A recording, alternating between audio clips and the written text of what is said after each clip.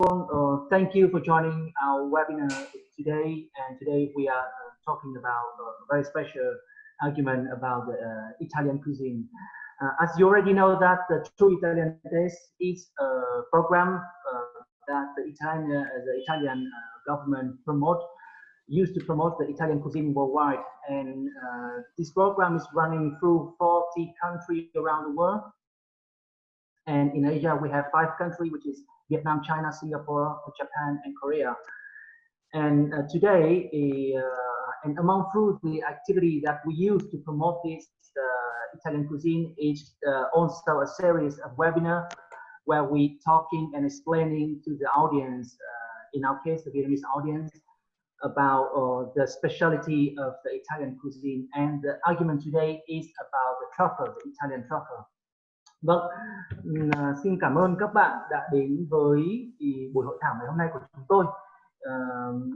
Đầu tiên thì tôi cũng muốn giới thiệu qua một chút cái buổi hội thảo webinar này thì là của chương trình True Italian Taste. True Italian Taste là một chương trình của Bộ Ngoại giao của Ý để thực hiện ở trên hơn 40 nước ở trên thế giới, và trong đó ở châu Á thì có 5 nước được thực hiện, đó là Việt Nam, Singapore, Nhật Bản, Hàn Quốc, Trung Quốc. Chương trình này được thực hiện để nhằm quảng bá tất cả những cái nền ẩm thực của Italia đến với cả công chúng tại địa phương. Và trong loạt dự án True Italian Taste tại Việt Nam, chúng tôi có một loạt tất cả những sự kiện liên quan đến webinar, mà ở đó chúng tôi mời các chuyên gia của ngành ẩm thực của Ý đến để giới thiệu với công chúng của Việt Nam về những cái đặc điểm cũng như là những cái món đặc sản của nền ẩm thực của Ý. Và ngày hôm nay chúng ta sẽ nói đến một loại nấm rất đặc biệt, loại nấm truffle của Italia.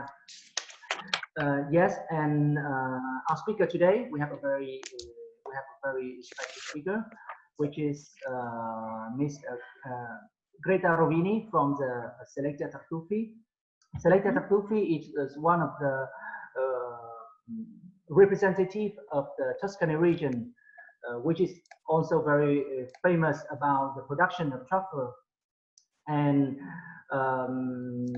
not taking you too much of time, I will leave the floor to Ms. Greta to introduce and to bring us to this journey to understand better about the Italian truffle, the truffle production, the truffle specialty in Tuscany. And at the end of the webinar will be a small cooking show where all the participants will enjoy together with the Italian chef to learn some delicious recipes and can be well prepared at home to your loved one. Vâng, và ngày hôm nay diễn giả của chúng ta là cô Greta Rovini. Cô Greta Rovini là một trong những chuyên gia về nấm truffle của Italia, và cô đến từ công ty Selecta Tartufi. Ngày hôm nay cô Greta sẽ cùng chúng ta sẽ đưa chúng ta đến một cái trải nghiệm liên quan đến nền ẩm thực về ngành sản xuất nấm truffle của Ý, và đặc biệt là ngành sản xuất nấm truffle ở vùng Tuscany là một trong những địa danh rất là nổi tiếng của Italia trong cái việc sản xuất nấm truffle. Và phần cuối của chương trình của buổi hội thảo hôm nay thì chúng ta sẽ cùng với một đầu bếp của Ý để trải nghiệm một số những cái món ăn đơn giản, có được cái sự kết hợp của nấm truffle, và cũng là để cho chúng ta có thêm được một cái kiến thức để có thể chuẩn bị những cái món ăn ngon bổ cho những người yêu thương trong gia đình của chúng ta. And just some very simple, let's say, format during this webinar. It just we as the organizer will mute all the participants in order to leave the floor, give more concentration for the speaker.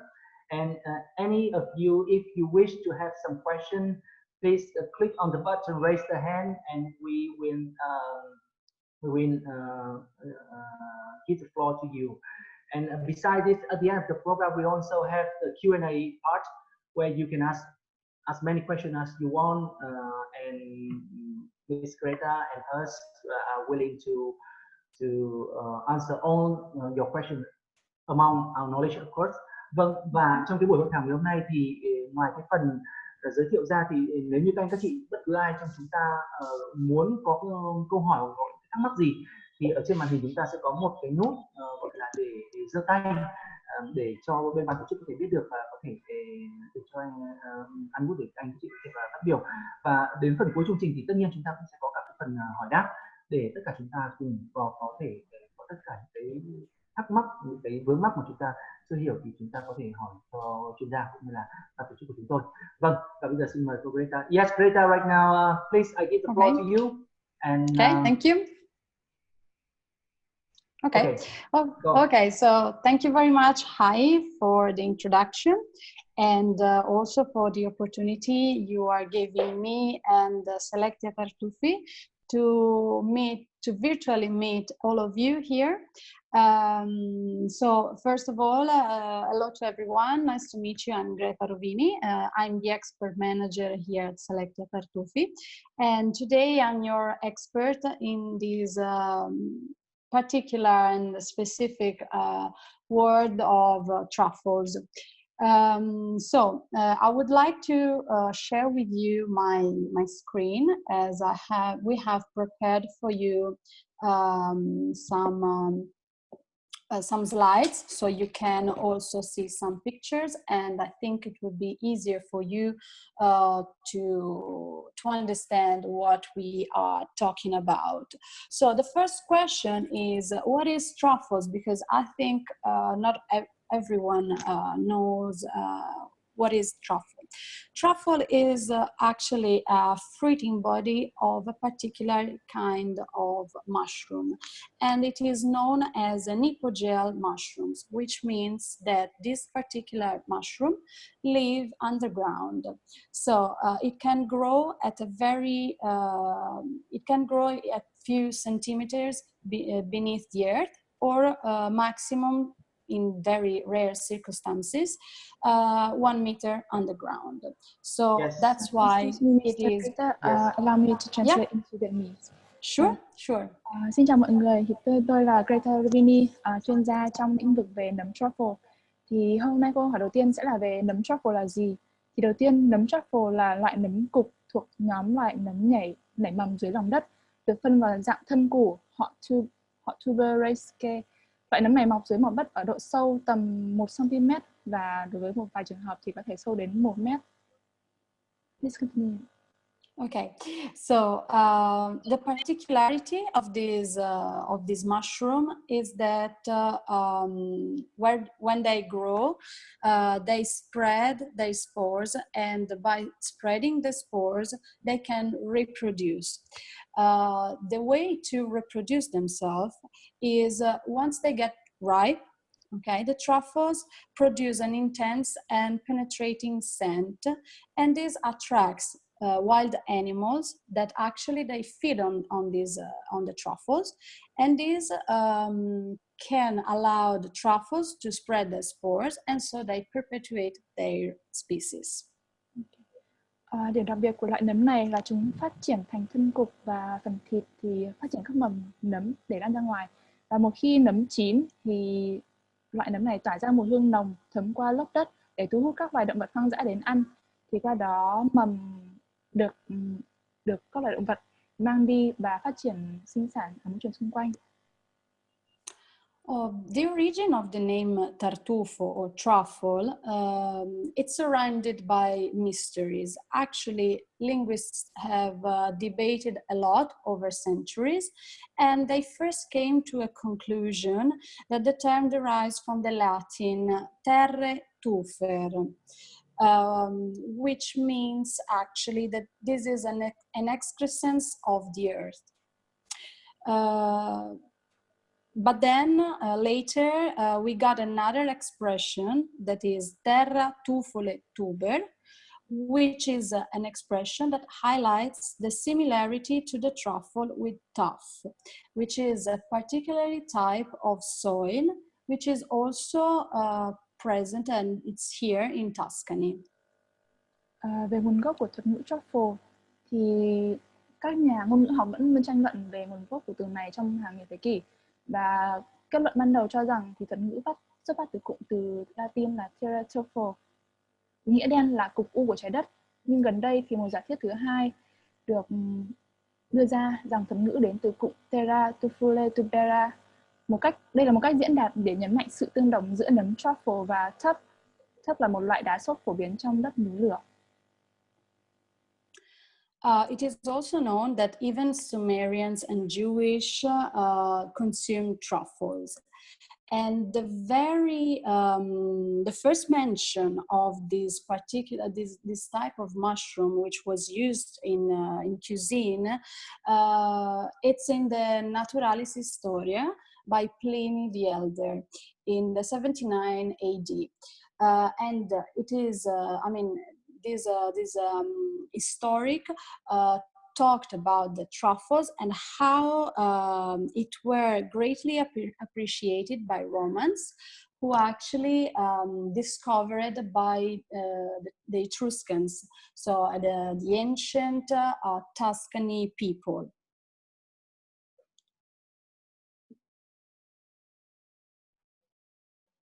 Có giả thiết cho rằng loại nấm này rất được ưa chuộng và được dùng bởi người Sumer và người Do Thái trong khoảng năm 1700 đến 1600 trước công nguyên. Và ở thời kỳ thế giới cổ đại thì nấm truffle được nhắc đến lần đầu trong cuốn lịch sử tự nhiên của Pliny già năm 79 sau công nguyên. Trong đó có đề cập đến các giai thoại kể về xuất xứ của nấm truffle và rằng truffle rất được ưa chuộng bởi người La Mã, và người La Mã chắc chắn đã học cách dùng chúng trong ẩm thực từ người Etruscan. Then I can tell you an anecdote because in the first century, the philosopher Plutarch of Chaeronea introduced the idea that this precious fungus was originated from the combination of the action of water, warmth, and lightning. For that reason, after that, many poets get this inspiration, and for example, Juvenal, a poet, a Greek poet, explained the origin of truffles as the result of lightning thrown by Jove near an oak. So a tree sacred to the father of all gods. So it has also this legend beneath this, the explanation of how truffles were spread into the world. Trong thế kỷ đầu thì nhà triết học Plutarch xứ Canova đưa ra ý tưởng rằng loại nấm quý giá này là sự kết hợp giữa hoạt động của nước, nhiệt độ cao và tia chớp. Sau đó thì nhiều nhà thơ đã lấy cảm hứng từ ý tưởng này, ví dụ như là Juvenal. Ông là nhà thơ người Hy Lạp, đã giải thích nguồn gốc của nấm là do Jove phi tia chớp gần cây sồi, mà đây là loài cây thiêng đối với cha của các vị thần. Và đó là về nguồn gốc của thuật ngữ này. Okay, then there was a big question among people and everyone, because sometimes it's a bit confusing whether that truffle is a mushroom or a tuber. Because it has the scientific name, it's actually tuber. So every kind of truffles, we will see afterwards, have a Latin name that began with the tuber. So this is misleading for some people and confuses the truffle with a tuber. But actually the truffle is a real mushroom. The name tuber is only meant to highlight the fact that the fruiting body of these mushrooms resembles to the shape of a tuber.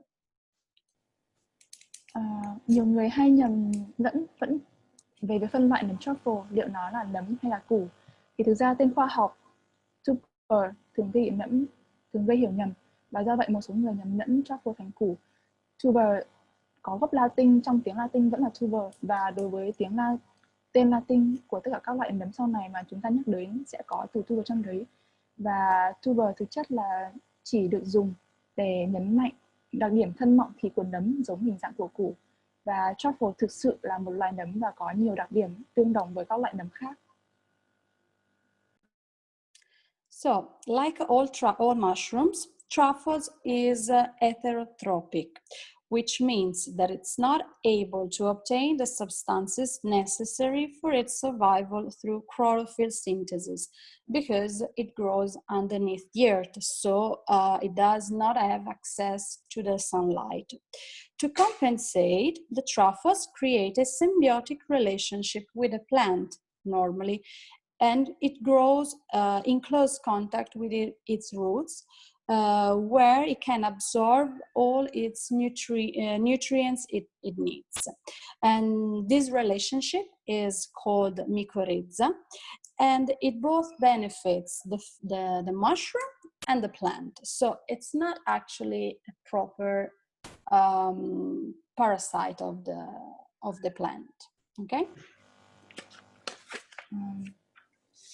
Truffle giống như các loại nấm khác, đây là một loài nấm dị dưỡng, nghĩa là nó không có đủ khả năng để tổng hợp chất diệt lục do loài nấm này phát triển dưới lòng đất.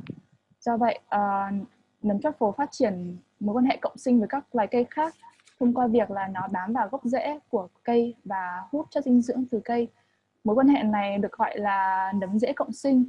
Mối quan hệ này có tác động tích cực đối với cả hai bên nên nó không thể coi như là truffle là loài ký sinh trùng.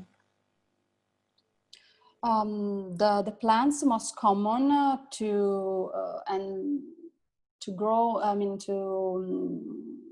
which the truffles can get a symbiotic relationship from is normally the oaks, hornbeams, linden, or poplars. Các loài cây thường phát triển một quan hệ cộng sinh với nấm truffle thường là cây xuồi xanh, cây chăm, cây bồ đề hoặc là cây bạch dương. Okay, so now we can talk a little bit more how the truffle, how it consists. Okay, mainly it consists of two parts: an external peel known as peridio, which can assume different characteristics from species to species, and we are going to see it. And then an internal fleshy part known as 𝘵𝗿, which is composed of 80% of water. Truffle có cấu tạo từ hai phần riêng biệt. Phần đầu tiên là vỏ túi bào tử nấm, và phần thứ hai thì phần vỏ này có cấu tạo khác nhau đối với từng loại nấm, và chúng ta sẽ nói đến sau đây. Phần thứ hai trong nấm đó là 𝘵𝗿, là phần thịt bên trong nấm, cấu tạo từ 80% nước. The color of the 𝘵𝗿 varies from brown to pink, white to gray, and it has lots of vein-like structures, which are very usual to this kind of mushroom. And these varieties depends mainly on the type of truffle. Phần 𝘵𝗿 có thể có màu từ màu hồng, màu nâu, màu trắng hoặc là đen, và nó có vân như vân rễ rất thường thấy ở loài nấm này. Another typical characteristic of these of truffles is the typical aroma, which is normally very penetrating and persisting, and it is composed by lots of different flavors, which you can associate with sometimes garlic, hay, wet earth, honey, mushrooms, spices, and this typical aroma, it mainly develops only at the moment of maturation. And it's the aim, as we already talked about, to attract the wild animals in order to eat them and to spread the spores they have inside in order to perpetuate the species. Loài nấm này có một mùi hương rất đặc trưng, nó có tính chất thẩm thấu và dai dẳng. Khi ngửi mùi này, các bạn có thể liên tưởng tới mùi của tỏi, cỏ khô, đất ướt, mật ong, nấm hoặc là các gia vị khác. Thường mùi hương này chỉ được tỏa ra khi mà nấm đến thời kỳ trưởng thành, và cũng như chúng ta đã đề cập trước đó là mùi hương được tỏa ra nhằm mục đích để thu hút các loài động vật đến và ăn nấm để lan tỏa các cái mầm giúp cho nấm sinh sôi bên ngoài. Then the taste is pleasant, and some of the species should be eaten uncooked, like the white truffle or the bianchetto truffle, in very thin shavings on top of every easy dishes. Other, for example, the black qualities, needs to be lightly cooked to enhance their features. Anyway, truffles goes very well with simple dishes, and then we will have a look with our chef. Vị của nấm truffle rất là dễ chịu, và một số loại nấm thì có thể ăn sống như là nấm trắng hoặc là nấm bianchetto. Hai loại nấm này sẽ được phục vụ bởi việc thái lát mỏng và để top lên đĩa các loại món ăn. Các loại khác như là nấm đen thì cần được nấu qua để tăng hương vị của nó. Đối với tất cả các loại thì nấm truffle kết hợp rất tốt với các món ăn đơn giản. Okay. Then let's have a look at the main types of truffles, okay? Because all around the year, you have a different type of truffle, okay? So let's start with the first one. Oh, sorry.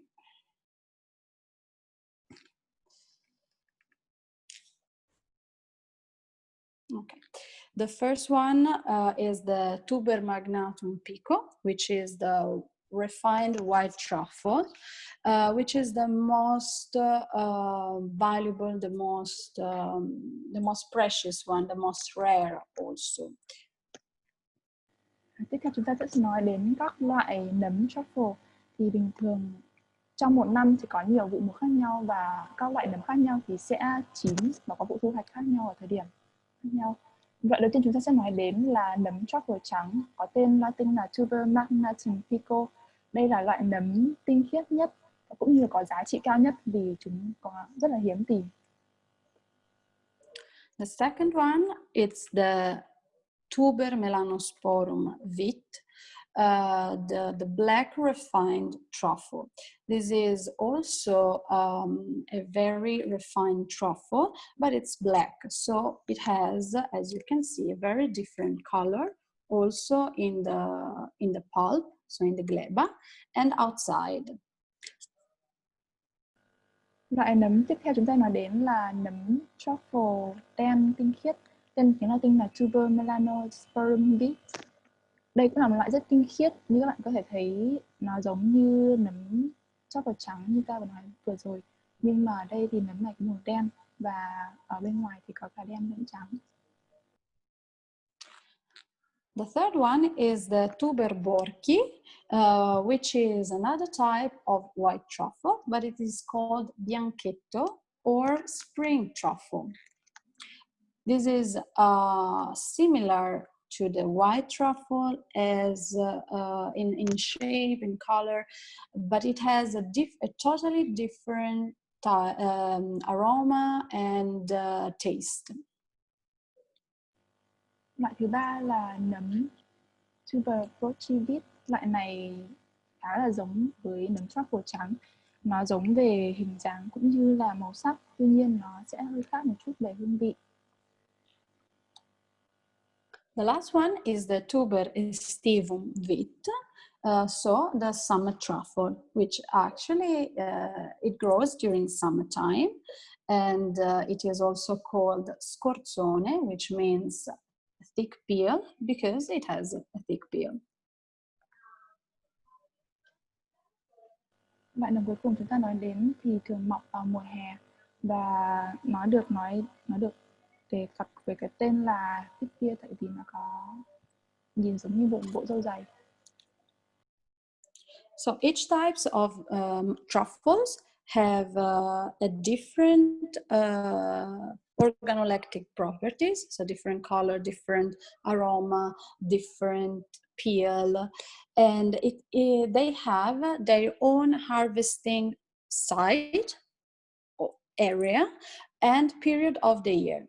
So in every season of the year, you can find a specific truffle, and then we will look through it. Đối với các loại nấm khác nhau thì nó sẽ có tính chất cảm quan khác nhau. Với các loại cây cộng sinh khác, các địa điểm thu hoạch cũng như thời gian thu hoạch khác nhau, và do đó là cái giá tham khảo của các loại nấm này cũng sẽ khác nhau. Okay, so Italy, as you know, it's an area where you can find all these species that we talked about before of truffles. Here, I want to show you that there are, I enlightened you a map of the white truffle cities because, as you know, the white truffle is the most precious and the most requested all over the world. Okay, so as you can see, there is Alba, there is here in Tuscany, there is 𝘂𝘕𝘂𝘶, Volterra, and San Giovanni d'Asso, which is in Siena. Bên tay trái các bạn đang thấy bản đồ về các thành phố của nấm truffle trắng. Vì nấm truffle trắng là loại quý nhất và cũng khó tìm nhất. Các bạn có thể tìm thấy trên bản đồ các thành phố như là Alba, San Miniato hay Volterra. Then on the other map, you can see the spreading of the black truffles. Okay, here the Melanosporum and the summer truffle. As you can see, the dark brown areas, so Piemonte, Umbria, and Marche, those are the Melanosporum, so the black winter truffle, the refined one, most famous areas. But then, as you can see, in all over Italy, you can find these two varieties. Ở bên tay phải là bản đồ về các vùng của nấm truffle đen. Thì đối với loài Melanosporum là loài vào mùa đông, các bạn sẽ tìm thấy ở vùng màu nâu đậm. Đây là loài nấm truffle đen tinh khiết. Còn về các loài mùa hè thì màu nhạt hơn. Okay, so now we are talking about Tuscany and truffles, as Tuscany is one of the most famous Italian region where you can find a lot of different varieties of truffles. In particular, Tuscany is famous for the white truffle hunting and the white truffle harvesting because it is a region that has a peculiar conformity geographically, geomorphology. It has hills covered by woods, which is the best habitat for truffles to grow. Tiếp theo chúng ta sẽ nói đến vùng Tuscany. Đây là một vùng rất là nổi tiếng về nấm truffle trắng. Vùng này có điều kiện địa lý lý tưởng, đồi núi bao phủ bởi cây gỗ tạo ra điều kiện rất thích hợp để cho loài nấm truffle được phát triển. As you can see, there are 6 areas in Tuscany where you can find truffle, especially Mugello, which is nearby Florence, and there you can find the white truffle and also the summer truffle. Crete Senesi, San Miniato, and also Volterra, Valdelsa too. It are the most famous areas where you can harvest white truffle. Then there is an area nearby Arezzo, 2 areas, Val Tiberina and Casentino, and the last one is Maremma Grossetana, nearby Grosseto. Ở Tuscany thì có 6 vùng khác nhau để các bạn có thể tìm thấy nấm truffle. 3 vùng đầu tiên, Mugello, Crete Senesi, San Miniato Hills. Đây là các vùng các bạn có thể tìm thấy loài nấm truffle trắng rất là quý, cũng như là nấm truffle mùa hè. 3 vùng còn lại là Val Tiberios, Casentino, Maremma. Đây là các vùng các bạn có thể tìm thấy nấm Arezzo và Bianciato. Then every region has its own schedule calendar for the truffle harvesting. So as you can see here on this slide, you have the rules when to harvest every type of truffle in the Tuscany region. So as you can see, the white truffle harvest is from 10 September, so we are almost there, to 31st December. As for the black summer truffle, it's from 1st June to 30 November.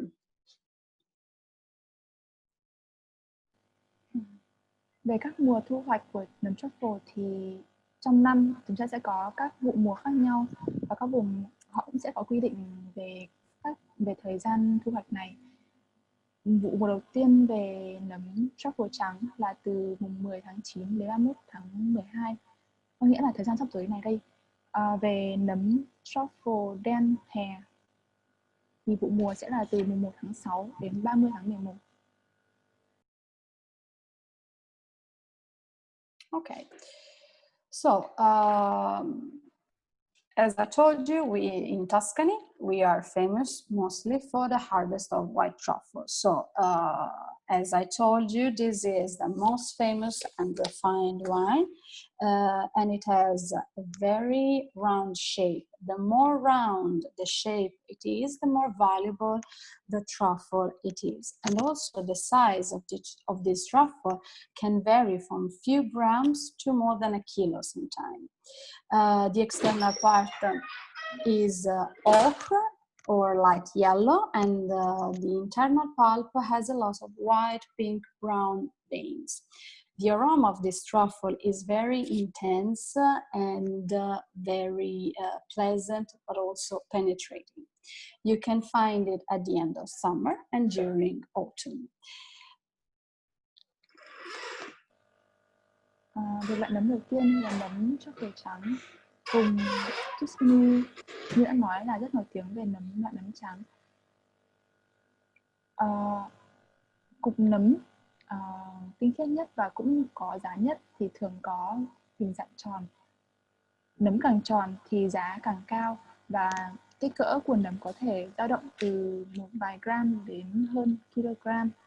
Phần ngoài sẽ có màu vàng son hoặc là vàng nhẹ, và phần cuối bên trong có vân màu trắng, hồng hoặc là nâu. Các bạn sẽ thấy mùi của loại nấm trắng này rất là thơm ngát và dễ chịu, nhưng đồng thời nó cũng khá là thẩm thấu. Loài nấm này có thể được tìm thấy vào cuối mùa hè và trong mùa thu. So the harvest period is autumn, and in order to, because I mean, as for the harvest period, I mean the moment when truffle gets its perfect maturation and its perfect aroma. Okay, so this is autumn. Okay, so in order to develop all these characteristics, we should get lots of rain in summer. So the forecast for 2020 season in Tuscany at the moment are not so good, because actually we had a very dry summer. So let's hope. Okay, but we cannot be so sure with truffles, because truffles are really unpredictable. So we are always positive. So we hope we can get a good season too. Như tôi đã vừa nói thì loại nấm này có thể tìm thấy vào cuối mùa hè và trong suốt mùa thu, và để đạt được sản lượng tốt nhất cũng như là có giá trị nhất thì trong mùa hè trước đó cần phải có mưa nhiều. Do vậy dự đoán thì trong sản lượng năm nay nấm truffle sẽ không được khả quan lắm, do đợt vừa rồi nước Ý có một mùa hè khá là khô ráo. Nhưng mà tuy nhiên thì chúng ta cũng không thể nói trước được điều gì, tại vì nấm truffle khá là bất ổn, không lường trước được về sản lượng.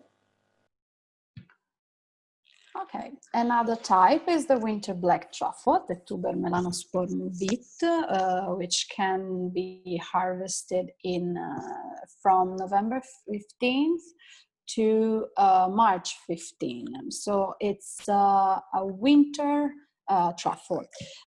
This is a precious also type of truffle, and it's also called black for its dark color that characterizes both the peel and the internal glebe, which shows nuances from very dark red to brown.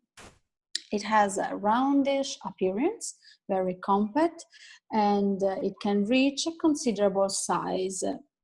The refined black truffle releases all its aroma when they are fully ripened, as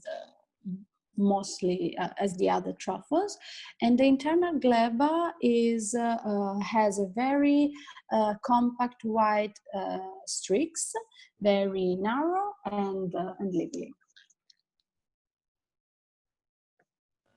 Loại nấm tiếp theo là 𝘂𝘍𝑚𝑒𝑙𝑎𝑛osporum. Đây là loại nấm màu đen có giá trị chỉ sau loại nấm trắng.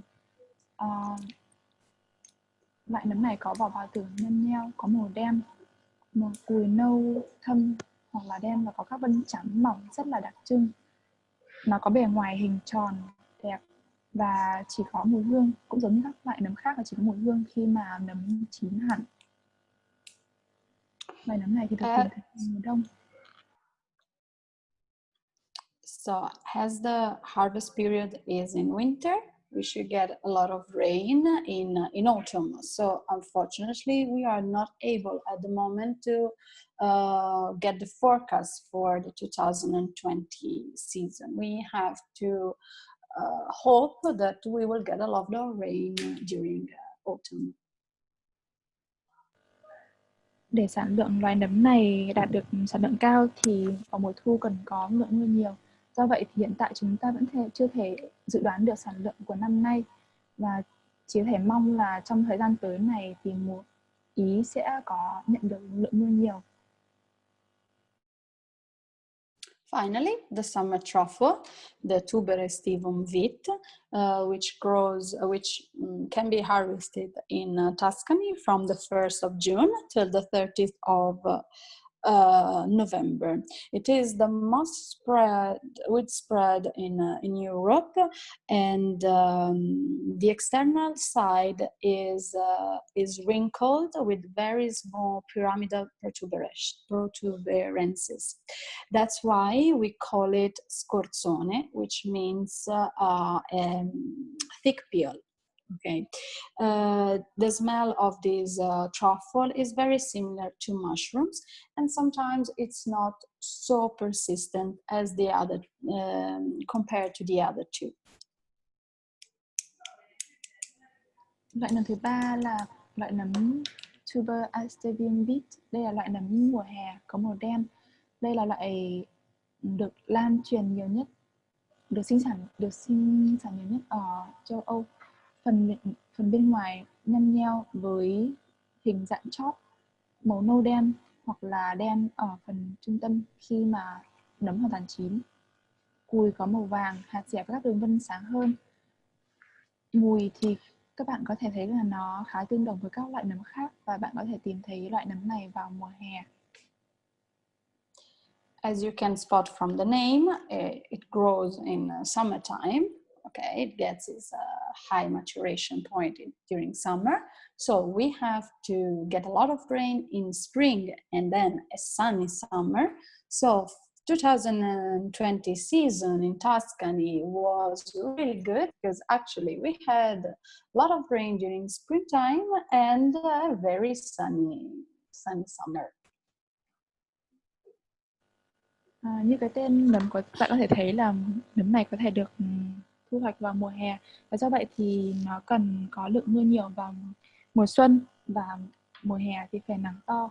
Trong năm nay thì dự đoán rất là khả quan, tại vì đợt vừa rồi Ý nhận được một lượng mưa lớn vào mùa xuân, và hè thì khá là nắng. Okay, so how to get truffles from the earth? as we have already spoken, truffles are spreading and growing mainly beneath the earth, and they also depends on weather condition, as I told you before, and environmental condition. And it's a lot of rains, and in order to reach the correct maturation. And also this rain, as I told you, it has to occur at a specific moment of the year. Như chúng ta đã nói trước đó thì nấm để đạt được độ trưởng thành hợp lý thì nó cần có điều kiện phù hợp về địa lý, về thời tiết, như là cần nhiều mưa hoặc là nắng, và cần có thời gian phù hợp đối với giống đó. Then the truffle ground, or the truffle area, we call it also tartufaia in Italian, is a very delicate ecosystem. So in order to preserve it, it is necessary to have three complementary elements: a type of plant, as we have already spoken, an adequate soil, and also the presence of the mycorrhized roots. After that, we should go truffle hunting in a proper way by taking care and attention to its fragile ecosystem. Để săn được nấm này thì bạn cần đến những vùng như là vùng truffle. Họ gọi vùng này trong tiếng Ý là tartufaia. Đây, những vùng như vậy thì có hệ sinh thái khá mong manh, và do vậy để đảm bảo được hệ sinh thái này thì các bạn cần có 3 yếu tố sau đây. Thứ nhất là về loại cây để cộng sinh với nấm truffle. Thứ hai là điều kiện loại đất phù hợp để cho nấm sinh sôi. Và thứ ba là sự xuất hiện của bộ rễ cộng sinh để cho loài nấm truffle sinh sôi trong bộ rễ đấy.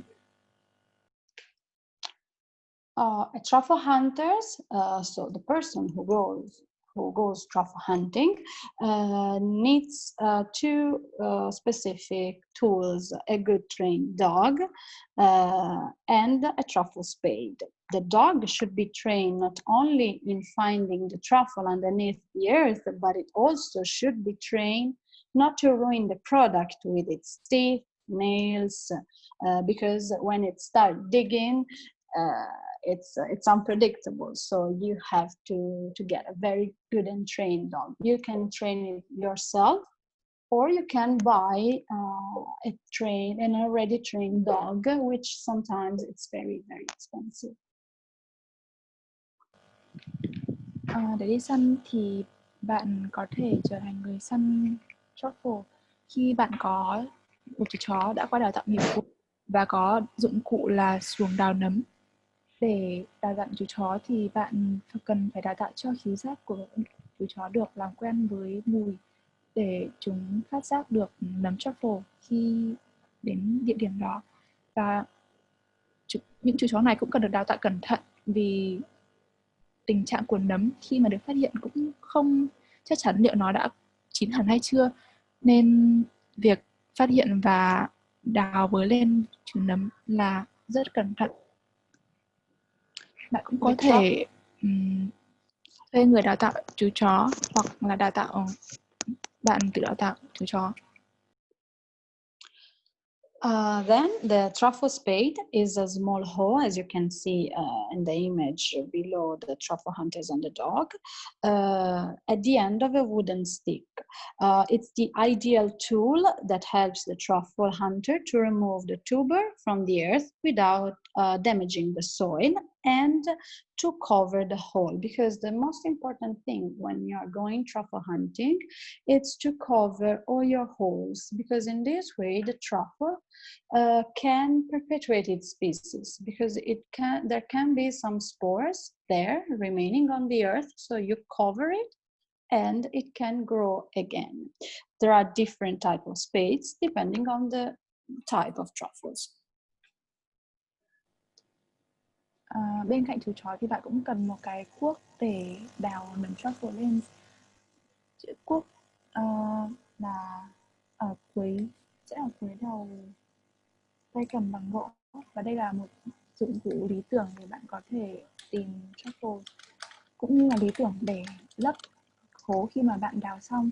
Đây là một thiết bị rất quan trọng vì trong quá trình đào nấm, sau khi đào xong mà bạn phải nấp hố để cho, ví dụ như là trong cái nấm hố đấy có các mầm, và một khi bạn nấp vào thì chúng có thể tiếp tục phát triển và tạo thêm nhiều nấm hơn nữa. Có rất nhiều loại thuốc khác nhau tùy thuộc vào từng loại truffle mà bạn đang tìm kiếm. Okay, and then we are talking about our company, 𝘂𝘁𝘶𝘪𝘃𝑗𝑒, which is a company that at the beginning we were just selling fresh and frozen truffles, but then we started a production of truffle-based products, truffles and mushrooms products, okay? So I would like to share with you also a little video about our production system. Tiếp theo chúng tôi xin phép được giới thiệu về công ty của chúng tôi là 𝘂𝘁𝘶𝘪𝘃𝑗𝑒. Ban đầu chúng tôi khởi điểm là bán các sản phẩm truffle tươi. Tuy nhiên sau này chúng tôi phát triển lên các sản phẩm chiết xuất từ nấm. Và sau đây thì chúng tôi xin phép trình chiếu cho các bạn xem một video giới thiệu về công ty.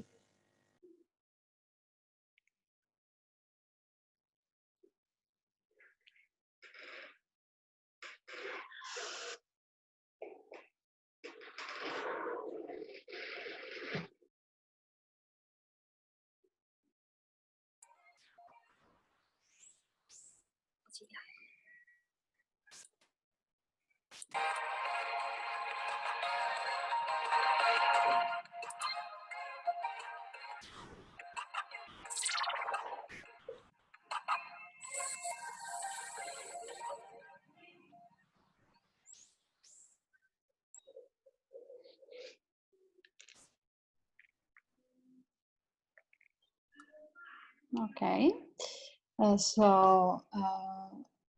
as you could see, we had a few.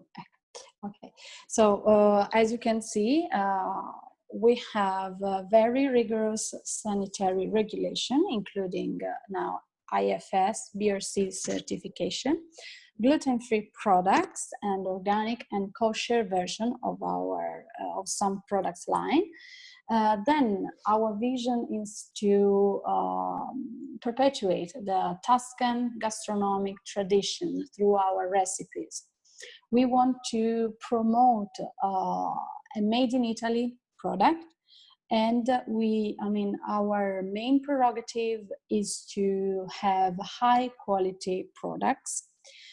Then we have also, we think we have a distinctive luxury packaging, which link to a top quality premium product.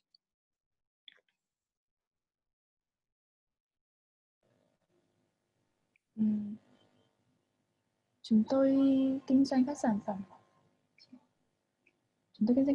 phẩm. Chất lượng cao đã đạt được bộ tiêu chuẩn toàn cầu về an toàn thực phẩm. Các sản phẩm này không chứa gluten và đều nhận được chứng nhận sản phẩm hữu cơ và sản phẩm an toàn cho người ăn chay cũng như người kiêng. Về tầm nhìn của công ty thì chúng tôi hướng tới đảm bảo quy định vệ sinh nghiêm ngặt, bao gồm các chứng chỉ IFS, BRC, cũng như chúng tôi hướng tới bứt phá truyền thống ẩm thực Tuscan, và các sản phẩm của chúng tôi đều được sản xuất ở Italy với chất lượng cao. Đồng thời chúng tôi phát triển một dòng sản phẩm bao bì cao cấp gắn liền với chất lượng cao nhất được của sản phẩm chúng tôi. Through these all these things that we want to bring in our products and with our concept of company, we want to gain recognition of our brand around the world, and we would like to, in the future, to associate Truffles to 𝘂𝘁𝘶𝘪𝘃𝘃 as a worldwide exporter of through Italian and Tuscan quality. Some of our values below you can see are quality, passion, tradition, and sustainability. Chúng tôi hướng đến liên kết nấm truffle với 𝘂𝘁𝑦𝑎 Tafuri với tư cách là nhà xuất khẩu trên toàn thế giới về chất lượng Ý và Tuscan. Và cũng như các bạn thấy trên slide là một số giá trị chúng tôi hướng tới, đó là chất lượng, đam mê, truyền thống cũng như là bền vững. Okay, and then let's talk about 𝘂𝘁𝑦𝑎 Tartufi, 𝘂𝘁𝑦𝑎 Italia, which actually was born in Tuscany in 2008 by the long experience of its owner, Simone Caloggi, in the collection, primarily, production and sale of truffles. This is an innate passion that was passed along and down from his father, Renato Caloggi, an excellent truffle hunter and a famous Tuscany entrepreneur. Simone Caloggi, in this way, follows his father's footsteps and create a new company that immediately gain appreciation and acknowledgements throughout the world. 𝘂𝘁𝑦𝑎 Italy được thành lập ở Tuscany vào năm 2018 bởi nhà sáng lập là Simone Caloggi, một người rất có kinh nghiệm trong việc thu thập, sản xuất cũng như là bán các sản phẩm truffles. Niềm đam mê này của ông đã được truyền từ cha ông là Renato Caloggi, một thợ săn truffles rất là đặc biệt, và cũng như ông là một nhà khởi nghiệp Tuscan rất là nổi tiếng. Simone Caloggi theo dấu chân cha ông và thành lập công ty mà ngay lập tức nhận được sự công nhận trên khắp thế giới. We are a young company, as you can see, but fortunately we have also long experience, and so even if we are still young, because it's only 10 years, we are very dynamic, very rigorous, and also we want to discover new markets, and we would like to be a worldwide exporter. Như các bạn có thể thấy là tuy rằng công ty chúng tôi còn non trẻ nhưng mà vẫn có đủ kinh nghiệm, và chúng tôi hướng tới muốn khám phá các thị trường khác và muốn đưa giá trị của nấm truffle của Ý ra toàn thế giới. Okay, then, so here are some of our best sellers products. Okay, so just to have a look at what we do. We have, for example, truffle oils, which are, I think, one of the best sellers around the world, especially very, very appreciated also to the Asian market. Summer truffle carpaccio, which is actually the summer truffle slices in oil. So this is a very useful product that you can use replacing the fresh one. Sau đây chúng tôi xin giới thiệu các sản phẩm tiêu biểu của công ty chúng tôi. Đầu tiên là về dầu ô liu có hương từ nấm truffle trắng. Ở trong dầu ô liu này thì chúng tôi có bổ sung các lát nấm truffles, và do vậy là sản phẩm này rất là phù hợp để thay thế nấm truffle trong các món ăn của bạn. Then we have the truffle sauce, which is a basic truffle product made with champignon, mushroom, and summer truffle.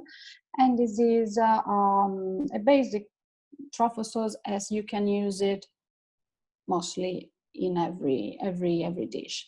Another nice product is the truffle salt, which we can do it both with table salt or fine salt, and it has inside a lot of freeze-dried summer truffle, which can enhance your dishes by just putting this as a seasoning. Sản phẩm tiếp theo chúng tôi muốn giới thiệu đó là nước sốt Truffles. Đây là loại nước sốt làm từ nấm truffle đen. Tiếp theo đó là muối truffle. Loại muối này bạn có thể thay thế muối tinh hoặc là muối thông thường. Loại sản phẩm này có giá trị rất tốt khi mà bạn sử dụng trong các món ăn của mình để làm tăng thêm hương vị.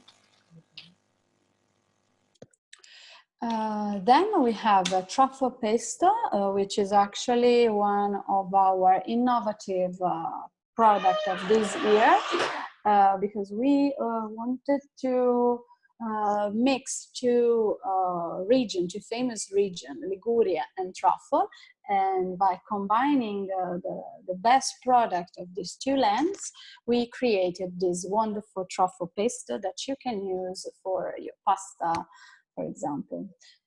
Then we have the truffle grinder, which is an innovative product, but it's not really new because it has been 2 years that we are using this product. And it's very nice because you have freeze-dried some truffle inside slices that you can grind on top of every dish, so you can season all your preparation. Sản phẩm tiếp theo là sốt pesto truffle. Trong loại sốt này thì chúng tôi muốn kết hợp hương vị của hai vùng là Liguria và Tuscany, hai loại nấm truffles của hai vùng này để tạo ra một hương vị thống nhất. Sản phẩm cuối cùng là máy nghiền truffles.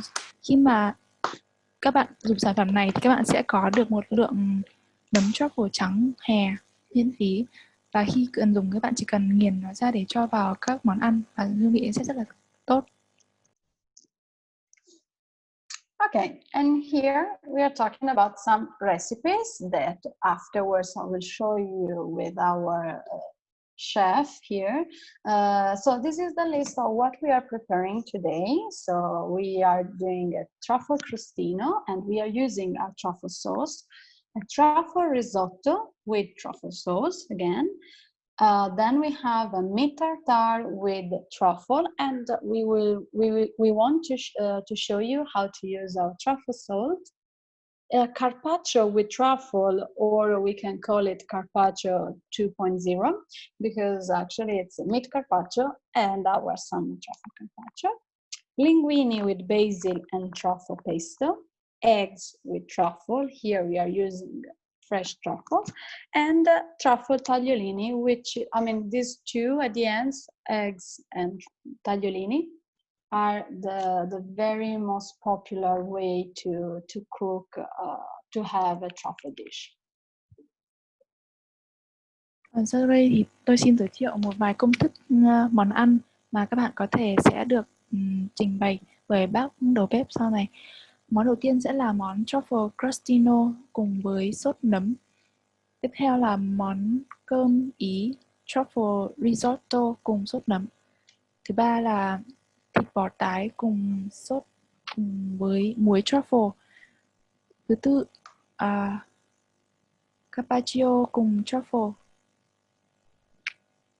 Loại cuối cùng là hai loại cuối là linguine, và đây là một loại mì Ý sợi dài cùng húng quế và sốt pesto, cũng như là truffle tagliolini, đây cũng là một loại sợi mì Ý dài. And here I wanted to show you some wine pairings with truffle, because I think food and wine should always be pairing together. And as truffle have this persistent and intensive flavor, we always suggest not to pair aromatic wines together, because or too acid wines, because these features can affect the real taste of truffle, and it can be overwhelmed.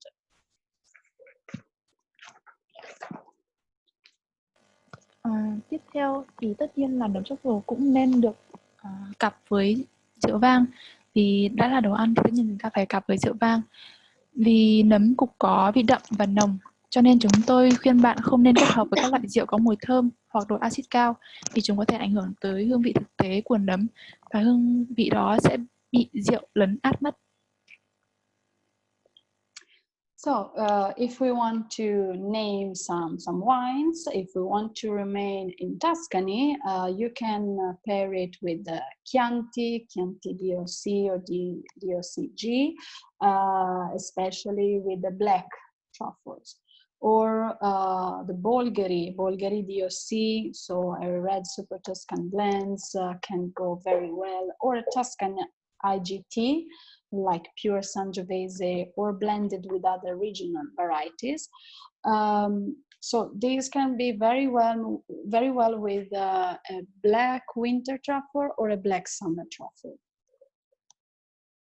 Then, if you want to go in Piemonte, which is another famous area of truffles, you can have a Langhe-Nebbiolo DOC, or in general, I think the Pinot Noir variety can go very well with the black varieties of truffles.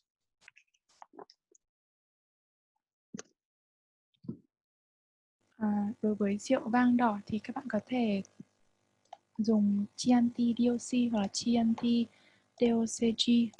Đây là loại rượu bạn có thể cặp với nấm đen, hoặc là loại rượu Bulgari DOC hoặc là Tuscan IGT. Đối với loại rượu vang trắng, bạn có thể dùng loại rượu như là Franciacorta DOCG, Bulgari DOC, là Bianco DOC. Đây là các loại rượu có thể cặp với nấm đen mùa đông hoặc là mùa hè. So as among the white wine, you see the Franciacorta or the Vermentino, or if you go to Sicily, you have a lot of wonderful white wines. And then Riesling and Chardonnay can be very, very nice as international varieties that can be paired with also white truffle, because white truffle has this persistent and very strong aroma, so you can try and you can be hazardous with these specific and particular wines. I'm sorry, can you repeat? Oh, sorry. So among the white wines, you can, for the white wines, you can pair them with the white truffle. Okay, so Franciacorta is very good because it's sparkle wines, so it's a very good match with the white truffle. And also the Riesling, which is an international variety, so you can find all over the world, which goes very well with white truffle because of persistent smell. Đối với các loại rượu vang trắng thì các bạn có thể kèm loại rượu Franciacorta với nấm trắng, do loại rượu này có sủi bọt. Đồng thời bạn có thể kèm với loại Riesling, vì loại này rất là hợp đối với kèm với nấm trắng, vì nấm trắng có mùi vị rất là nồng. Okay, so thanks for your attention. I don't know if you have any question. Cảm ơn các bạn đã lắng nghe. Thì không biết là có ai có câu hỏi không ạ?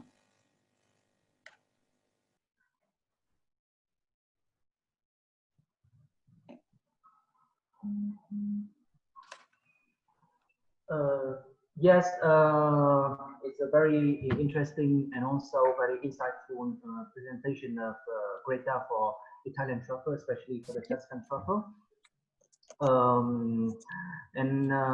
would suggest if because we already go for one hour, and it's very important, also very interesting for all of the participants to have the cooking demonstration of using truffle product and using combined with the Italian cuisine. Is also that if we buy the truffle, and then we also need to learn how to use it. And we have here already an Italian chef that's very specialized for the truffle recipe, And I'll suggest we go for the cooking show, and then after that we can have the Q&A. Vâng, đây chính là một vừa rồi thì chúng ta có một cái bài giới thiệu và rất là hay của cô Greta về nấm truffle của Ý, và đặc biệt là nấm truffle của vùng Tuscany. Và một cái điều rất là quan trọng là chúng ta cần biết được làm thế nào để chúng ta có thể sử dụng cái nguyên liệu nấm truffle này, một loại nấm rất là ngon, rất là bổ dưỡng vào các món ăn. Và trong cái buổi hội thảo ngày hôm nay, buổi webinar ngày hôm nay, chúng ta đã có sẵn một đầu bếp chuyên về chuẩn bị những cái món nấm truffle này và sẽ hướng dẫn cho chúng ta về cái cách làm thế nào để sử dụng những cái món nấm truffle này với cả những cái món ăn hàng ngày. Và sau đó thì chúng ta sẽ chuyển sang phần Q&A và các mà chúng ta có thể đặt các câu hỏi cho cô Greta Rovini. Sì, Greta, prego. Ok, sì, ci siamo. Just a second. Okay, we should be here. Okay, just a second to adjust. Okay, here. So here is Marco. Vâng, xin chào tất cả các bạn. Buongiorno. Senti? Sì, vai, okay. vai. Buongiorno, quindi oggi prepareremo una serie di prodotti piatti a base di tartufo con i prodotti dell'azienda seletta. Quindi faremo alcuni antipasti, poi faremo qualche primo, quindi della pasta, del riso, e poi concluderemo con delle uova, che sono tipiche, una delle preparazioni tipiche della comunità. Vâng, xin chào tất cả các bạn. Tôi rất là vui được đến với cái buổi webinar ngày hôm nay của chúng ta, và với cái buổi hội thảo ngày hôm nay thì chủ đề nói về nấm truffle là một cái loại nấm rất là quan trọng, rất là quý trong cái nền văn hóa ẩm thực của Italia. Và cùng nhau ngày hôm nay chúng ta sẽ cùng nhau tìm hiểu một số những cái món chính, những cái món thứ nhất, cũng như là một số những cái món ăn khác mà có thể kết hợp với nấm truffle hoàn toàn rất là dễ dùng cũng như là dễ thực hiện để chúng ta có thể thực hiện ở nhà. Greta, magari se riesci a alzare un po' il volume perché sento poco. Sì, purtroppo è il massimo. Se vuoi mi avvicini. Sì, per favore. No, mi avvicino io. Cerco di stare più... forse così. Allora, Ok. Il primo prodotto è la tartufata, quindi a base di funghi e tartufo. Quindi è una salsa versatile, può essere utilizzata sia per gli antipasti che per i primi piatti. Quindi faremo dei crostini con la salsa tartufata e poi successivamente faremo un risotto con la salsa tartufata. Vâng, cái món đầu tiên mà chúng ta có thể kết hợp ở đây đối với cả các loại nước sốt với nấm truffle thì được làm bằng nền là những loại nấm tươi trộn với cả kết hợp với nấm truffle. Và chúng ta hoàn toàn có thể sử dụng kết hợp được với cả những bánh mì que được nướng giòn và kết hợp cùng với cả trước đó và sau đó như là những cái món khai vị. Và món chính đầu tiên thì chúng ta hoàn toàn có thể dùng với cả với món cơm Ý nấu với nấm truffle.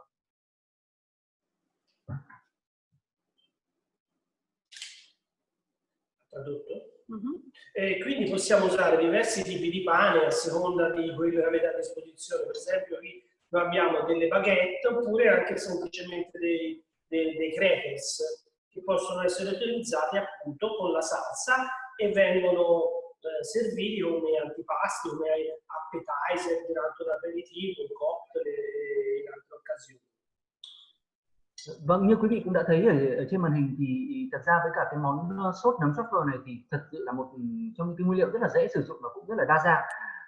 Chúng ta hoàn toàn có thể sử dụng kết hợp với cả nhiều loại bánh mì khác nhau, ví dụ như là bánh mì baguette, như là bánh mì crostini, những loại bánh mì que được nướng giòn, là một số những loại bánh mì dẹt khác. Và ở đây chúng ta có thể kết hợp quẹt nước sốt nấm truffle này lên bánh mì như chúng ta thấy trên màn hình để sử dụng như là những món ăn nhẹ ở trong giờ giải lao hoặc là sau giờ làm, hoặc là kết hợp cùng với cả một số những cái đồ uống trước làm món khai vị trước bữa ăn tối. Allora, sempre nella salsa tartufata faremo il risotto. Allora, come si fa il risotto all'italiana? Prendiamo del riso, è un modo diverso rispetto al modo orientale di cucinare il riso, che può essere interessante per i ristoratori comprendere. Allora prendiamo, in questo caso noi abbiamo il riso italiano, il riso Hanoi. Quindi se lo volete tradurre intanto. Vâng, một cái món thứ hai mà chúng ta có thể kết hợp rất là tốt với cả nấm truffle đó chính là món cơm Ý risotto với cả nước sốt nấm truffle. Ở đây thì chúng ta sẽ dùng một số những loại gạo. Trong trường hợp này vì là ở Ý cho nên là chúng ta dùng loại gạo của Ý, và để nấu cái món cơm Ý này kết hợp cùng với cả dầu ô liu đã có sẵn hương của nấm truffle và kết hợp cùng với cả nước sốt nấm truffle ở đây. Allora, il riso viene fatto tostare con del grasso, quindi noi prendiamo il riso, lo mettiamo nella pentola con dell'olio oppure con del burro e lo facciamo tostare a secco. Quindi questo è il riso crudo e questo è il riso tostato. Vâng, và với cái cách làm cơm Ý như thế này thì chúng ta nấu cơm Ý cùng với cả dầu ô liu và dùng chính dầu ô liu và cái sức nóng của dầu ô liu để làm khô của hạt gạo để nấu chín thành cơm. E poi, allora, una volta che il riso è tostato, è diventato vitreo, aggiungiamo il vino bianco secco. Sau khi hạt gạo đã được làm khô lại thì chúng ta cho thêm một chút rượu trắng vào đó. Il vino bianco secco serve a donare acidità al riso che naturalmente ne è privo. Vâng, và cái mục đích để làm cho để chúng ta cho thêm một chút rượu trắng vào ở trong cái giai đoạn này thì nó sẽ làm cho cái vị hương cũng như là cái hương và cái vị ngọt của hạt gạo nó được êm hơn và nó được mềm hơn một chút. Allora, quando il vino è evaporato, continuiamo la cottura aggiungendo del brodo vegetale fatto con l'acqua e le verdure, carota, sedano, cipolla. Và sau khi chúng ta đã để cho rượu bay hơi hết thì chúng ta sẽ đổ thêm một số các nước dùng đã được chuẩn bị sẵn, được làm từ nền tảng là nước dùng đến từ rau như là cà rốt và mù tây, hành tây và một số các loại hương vị, các loại rau khác. Copriamo il riso con il brodo e tutte le volte che diminuisce aggiungiamo nuovamente brodo. Và một điều quan trọng ở đây là chúng ta sẽ cho nước dùng từng ít một. Mỗi khi mà nước dùng làm cho gạo trở nên khô hơn thì chúng ta lại đổ thêm một chút nữa để nấu chín dần. Il brodo deve essere bollente perché il riso non deve mai perdere l'ebullizione. Một điều chúng ta để ý là cái nước dùng này luôn luôn phải ở trong trạng thái sôi, bởi vì khi mà chúng ta đổ vào nồi để nấu chín gạo thành cơm như thế này thì cái nhiệt độ của gạo không được quá cao. Lasciamo cuocere per circa 15 minuti aggiungendo il brodo. Poi termineremo con l'aggiunta della salsa tartufata e mantecheremo con del burro ben freddo. Và sau khi khi mà gạo đã được chín thành cơm, gần được chín thành cơm thì chúng ta sẽ cho thêm một số những cái loại muối, một số muối trộn cho phở và trộn thêm cả bơ nữa.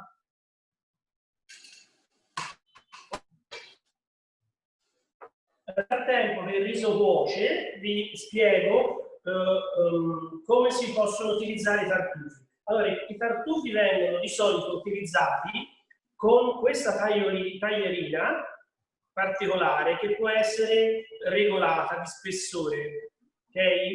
E il tartufo viene passato sulla taglierina e viene tagliato a lamelle, ok? Questo è... Và trong lúc đợi cho cơm chín thì tôi cũng muốn giới thiệu với cả các bạn một chút về cái cách sử dụng cái loại nấm truffle đen như thế nào. Thì với loại nấm truffle đen thì một trong những cái điều quan trọng là chúng ta cần có một cái công cụ bào như là chúng ta vừa nhìn thấy trên màn hình đây.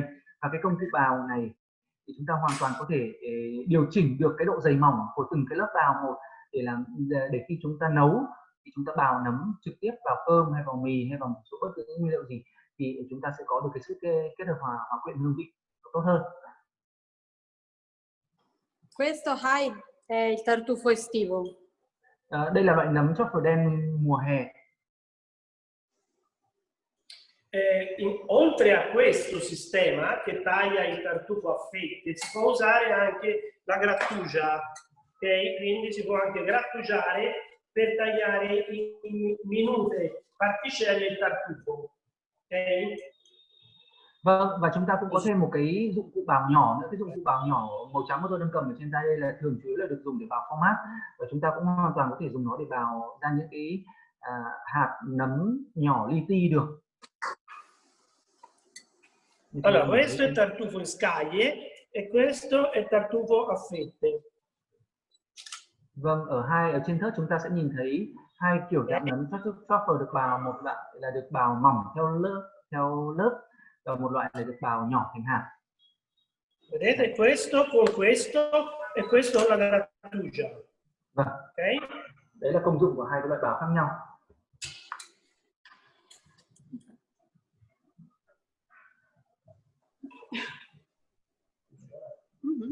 Allora, durante la qui adesso abbiamo nel tartufo, inseriamo il tartufo e naturalmente nel caso che voi abbiate la tartufata, inserite la tartufata. Scusa Greta, un secondo, riesci a condividere lo schermo che così vediamo più ingrandito?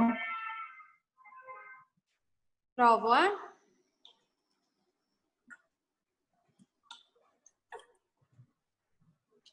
Vâng, bây giờ chúng ta sẽ thử chia sẻ. Đúng rồi, ok, thử chia sẻ màn hình để chúng ta có thể nhìn thấy gần hơn. Un secondo. No, forse aspetta, proviamo. No, va sullo schermo del computer. Ecco, così? a posto. Vedi? Sì. Ok, perfetto. Vâng, chắc là bây giờ chúng ta đã nhìn được rõ hơn rồi đúng không ạ?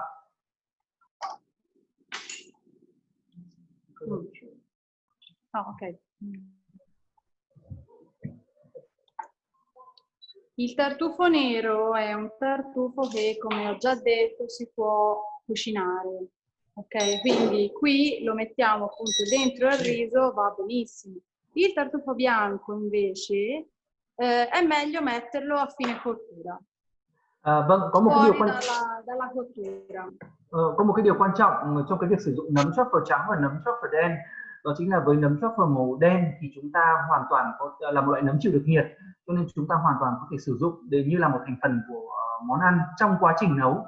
Còn với nấm truffle trắng thì là một loại nấm mà cái khả năng chịu nhiệt kém hơn, thì chúng ta nên cho nấm truffle trắng vào sau khi mà món ăn đã được gần nấu chín rồi. Allora, il riso ha circa 10-15 minuti di cottura. Allora, sicuramente è indispensabile mettere il burro. Alcuni cuochi mettono anche il parmigiano reggiano e il formaggio tipico italiano. Okay? Però non è indispensabile perché il tartufo dà comunque sapore alla pietanza e a volte il formaggio peggiora la preparazione. Khi món cơm ý này đã được gần hoàn thiện xong, đã gần chín rồi, thì ở đây chúng ta sẽ có hai lựa chọn. Một là chúng ta có thể cho thêm cái format Parmigiano Reggiano. Đây là một trong những loại format rất là nổi tiếng của Ý, nổi tiếng toàn cầu. Tuy nhiên khi mà chúng ta nấu món cơm Ý với cả cái nấm truffle như thế này thì với cái hướng thứ hai thì thật ra chúng ta cũng không cần thiết để cho thêm cái loại format này nữa, vì bản chất là loại nấm truffle cũng đã có những cái hương vị rất là đậm đà rồi. Vì thế cho nên là có rất nhiều người chúng ta sẽ thích một cái món cơm Ý với thuần hương nấm hơn là có trộn lẫn với cả cái loại format Parmigiano Reggiano này. Allora, riepiloghiamo come abbiamo preparato questo. Allora, mettiamo l'olio, poi mettiamo il riso, lo facciamo tostare, poi aggiungiamo il brodo vegetato e lo portiamo a cottura. Alla fine della cottura spegniamo il fuoco, mettiamo il burro, così, e facciamo così, mantichiamo il ridotto, così.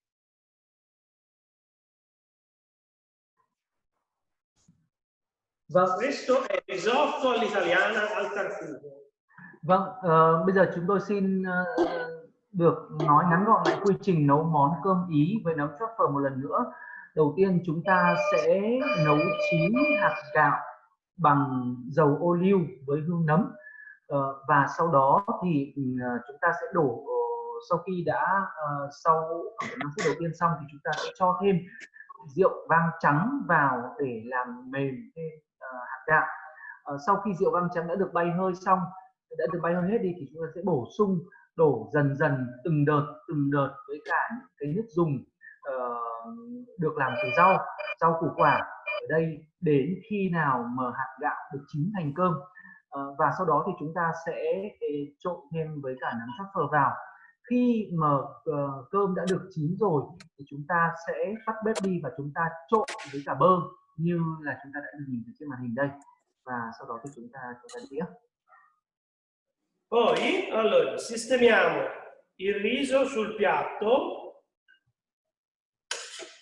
piano, non fondo, e poi in Italia si può servire o a cupola oppure battendo sotto il piatto e servendolo schiacciato così, ok? E poi possiamo finire o con il tartufo fresco oppure con il carpaccio di tartufo. Vâng, sau khi gạo đã được nấu chín thành cơm thì chúng ta sẽ múc nhẹ nhàng ra đĩa. Và ở đây thì tôi cũng chia sẻ một cái mánh nhỏ để làm sao gạo được gọi là cái món cơm Ý được bày biện ra đĩa một cách đẹp nhất. Thì sau khi chúng ta đã cho 2 hoặc 3 muôi của cơm lên đĩa xong thì chúng ta hãy dùng lòng bàn tay đánh, đập vào cái chôn đĩa để cho gạo có thể, để cơm có thể được chia đều ra đĩa như chúng ta nhìn. Và sau đó thì chúng ta có thể hoặc là dùng sốt nấm để chúng ta hoặc là dùng nấm bào tươi để chúng ta bào trực tiếp lên trên cơm, hoặc là chúng ta hãy lấy những nấm bào đã được cắt sẵn và chúng ta cho lên nấm như ở trên màn hình, và chúng ta cho thêm cả muối có vị truffle nữa. E poi allora, quindi abbiamo messo il carpaccio di tartufo e poi abbiamo grattugiato del tartufo disidratato intorno, e anche questo è un altro prodotto della Selectia. Petali di tartufo nell'apposita grattugia, e può essere grattugiato sia sulla pietanza che anche intorno sul piatto. Vâng, và chúng ta hoàn toàn có thể sau đó như chúng ta đã thấy đầu bếp thì chúng ta sẽ lấy muối truffle và chúng ta rắc nhẹ lên trên đĩa cơm, cũng như là rắc xung quanh cái miệng đĩa để trông cái món này nó trông hấp dẫn hơn và đẹp mắt hơn.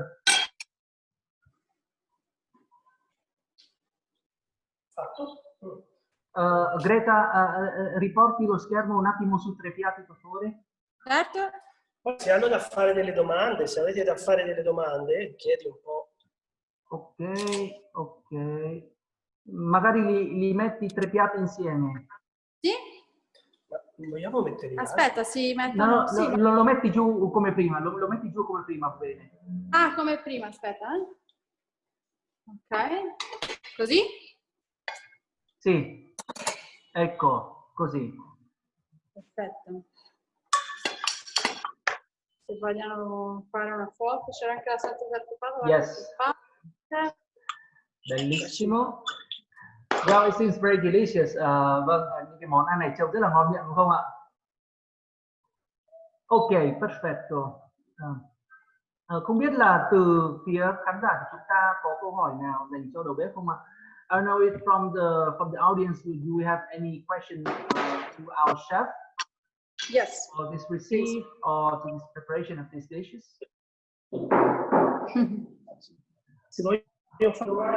Sì, infatti gliela chiesto. Vâng, tất nhiên chúng tôi cũng sẽ chia sẻ hoàn toàn tất cả những cái trong cái buổi này thì những cái thông tin về những công thức món ăn cũng như là thông tin về sản phẩm là sẽ được chia sẻ trên tất cả các kênh truyền thông của ICHAM. Yes, and of course, after this meeting, we also share all the information about this product, about the producer, and about all the recipe of the dishes that we're looking today on the channel of ICHAM. Then we can also share the recipes if you want to at the end. Vâng, và chúng tôi cũng sẽ chia sẻ cả những công thức nấu món ăn này. Posso andare? Sì? Allora, in Italia noi facciamo due specialità a base di carne cruda, che sono il carpaccio, che sono delle fette di carne di manzo sottilissime. In pratica la carne viene surgelata e poi tagliata sottilissima alla fettatrice. Vâng, ở Ý có một cái món ăn với thịt bò, một món ăn về thịt bò rất là nổi tiếng, đó là món carpaccio. Carpaccio được gọi là thịt bò tươi, được làm đông lạnh và cắt rất mỏng. Il carpaccio è il nome di un pittore veneziano, e quindi questo piatto è stato inventato proprio a Venezia. Il piatto di solito viene concluso con il grana padano o parmigiano reggiano e di solito viene messa una salsa di limone e olio. Nel nostro caso invece possiamo completare il carpaccio con il tartufo, quindi è una preparazione molto semplice che esalta sia il sapore della carne che il sapore del tartufo. Quindi utilizzeremo anche qui il tartufo della selecta, quindi il carpaccio. Naturalmente lo sistemeremo come abbiamo fatto sul risotto e poi condiremo il tutto con dell'olio di oliva.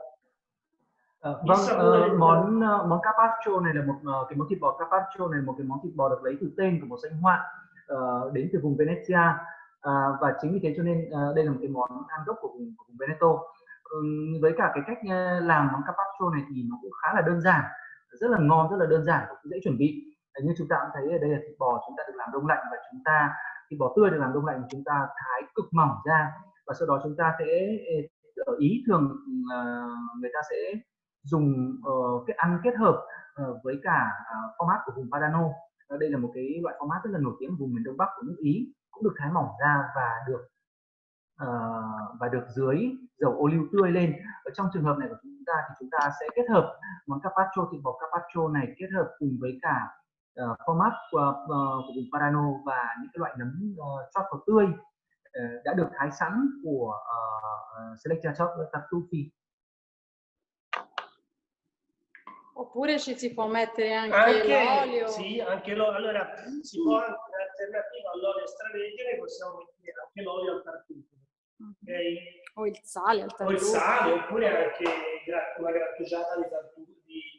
Và một trong những cái điều không thể thiếu đó chính là chúng ta để làm cho cái món ăn này của món carpaccio này trở nên hương vị nó được đầy đặn hơn thì luôn luôn phải được đồng hành cùng với cả dầu ô liu extravergine. Đó chính là lý do tại sao mà ở đây chúng ta hoàn toàn có thể cho thêm một chút muối truffle và cả một chút dầu ô liu có kết hợp với nấm truffle ở đây nữa. I prodotti sono molto versatili, quindi se uno vuole utilizzare uno al posto dell'altro lo può fare, perché l'aroma comunque è presente in tutti i prodotti.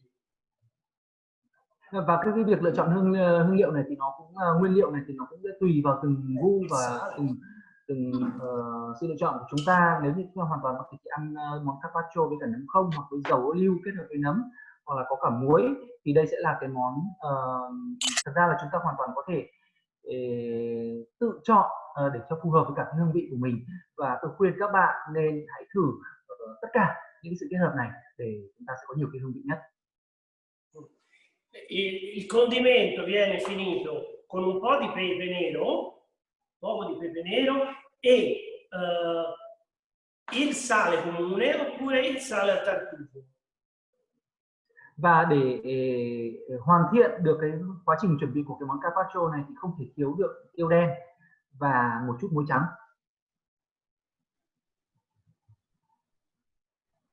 Naturalmente facendo attenzione a non metterne troppo. Và chúng ta để ý là chúng ta không nên cho quá nhiều, tại vì nó không sẽ làm mất cái hương vị tự nhiên của thịt. Allora, questo è il carpaccio, quindi fette sottili di carne di bovino adulto. Con lo stesso bovino adulto si può fare anche la tartare, che in questo caso non carne affettata, ma carne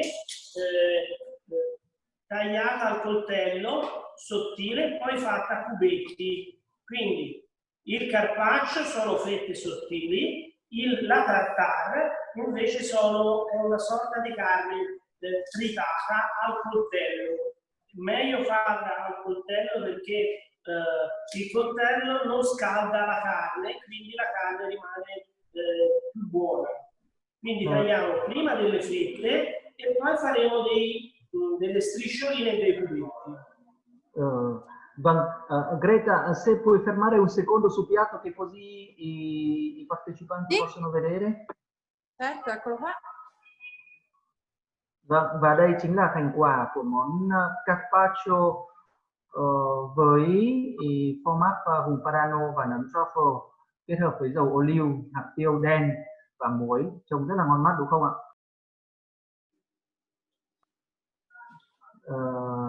Vâng. Bene. Và bây giờ chúng ta sẽ chuyển sang một cái món khác cũng rất là phổ biến, đó chính là món tartare với cả nấm truffle. Món tartare là một món thịt bò sống rất được phổ biến ở vùng Tây Âu, và ở đây đầu bếp của chúng ta khuyên chúng ta rằng chúng ta nên sử dụng dao để thái mỏng và dùng chính dao để băm nhỏ thịt ra. Vì sao? Vì khi mà chúng ta dùng lưỡi dao để làm công đoạn này thì lưỡi dao sẽ không làm nóng thịt lên, thịt luôn ở trạng thái lạnh, và như thế là nó sẽ làm giữ được cái hương vị tươi nhất của thịt sống này. Quindi facciamo delle fette, come in questo caso, poi le fette le tagliamo in bastoncini e poi le facciamo dei cubetti. Và sau đó chúng ta sẽ dùng, sau khi chúng ta cắt lát những miếng thịt bò tươi này ra thì chúng ta sẽ cắt thêm thành hình hạt lựu nữa.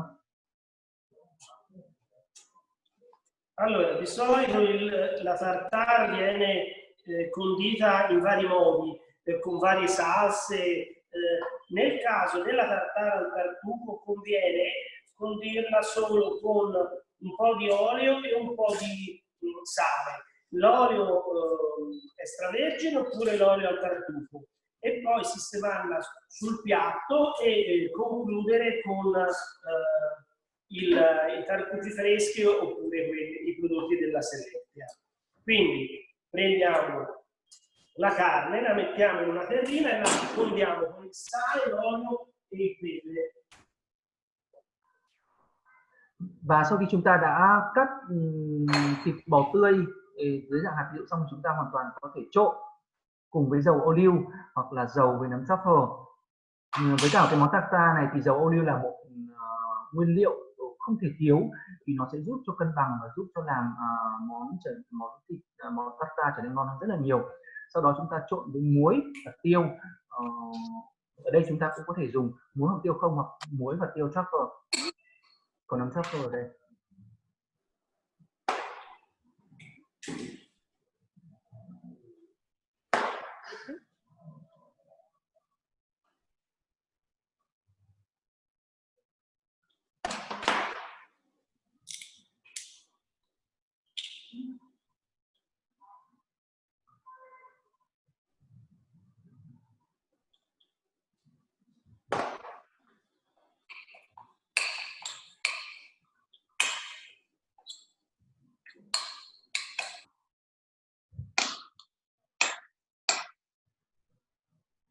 Poi prendiamo il piatto e ci sistemiamo la tartare. Quindi di solito si usa poca pasta, si riempie, e questo può essere servito sia come antipasto ma anche come main dish, piatto diciamo centrale del pasto.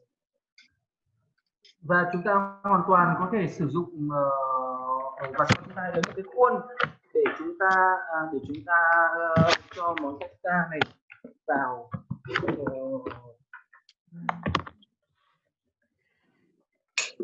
Món tartare chúng ta hoàn toàn có thể được ăn giống như là món khai vị hoặc là món chính.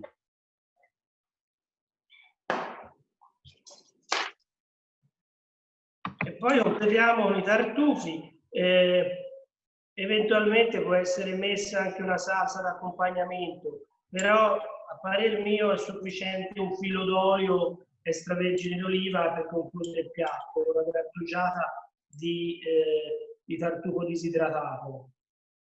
Và chúng ta sẽ cho thêm một vài những miếng nấm truffle đen đã được thái sẵn vào đây để làm tăng thêm hương vị của món tartare.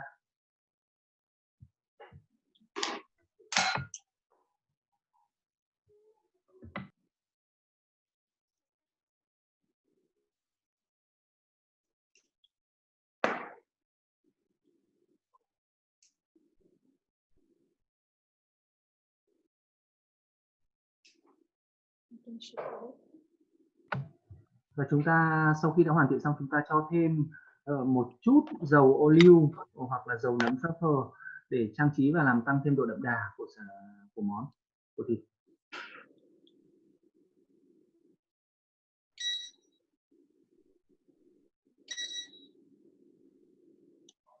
Ok. Ok. Ok. Bene, andiamo avanti. Allora, adesso passiamo alla pasta, che è appunto una tipica specialità italiana che si sposa perfettamente con il tartufo. Quindi faremo delle linguine in questo caso con il pesto sempre dell'azienda seletta. Quindi perché abbiamo scelto le linguine? Perché le linguine sono è la pasta tipica che viene usata per il pesto ligure. Nói đến nền ẩm thực của Ý thì chúng ta không thể không nói đến pasta, và đó chính là lý do tại sao mà bây giờ chúng tôi sẽ giới thiệu với cả các bạn một cái món khác gọi là tinh túy về ẩm thực của Ý, đó chính là món linguine. Đây là một loại mì sợi dài được dùng chủ yếu ở vùng Liguria với cả món pesto.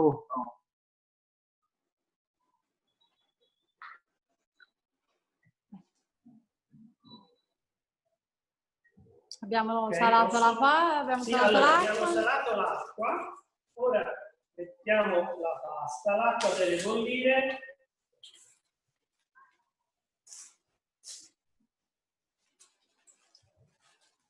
Quy trình thì như chúng ta cũng đã biết rồi, đầu tiên chúng ta sẽ đun sôi nước và cho muối vào lúc nước sôi. Sau đó thì chúng ta sẽ cho mì vào.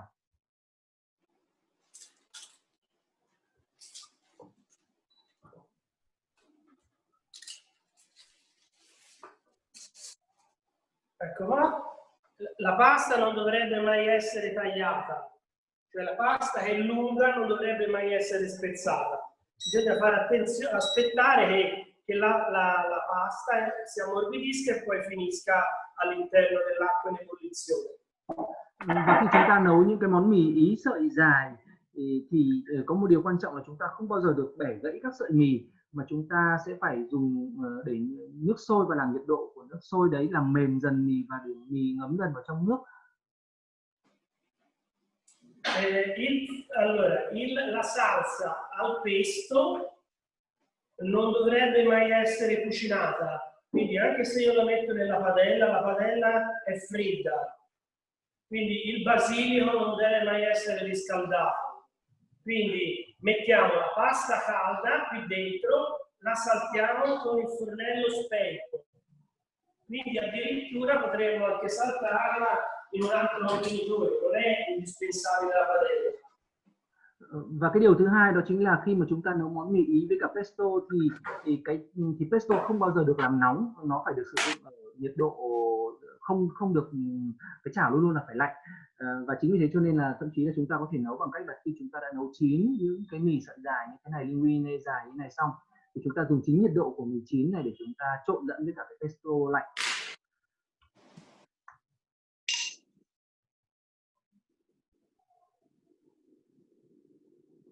Như các bạn thấy là tôi đang tắt bếp ở cái chảo đựng pesto đấy, tôi không bật bếp.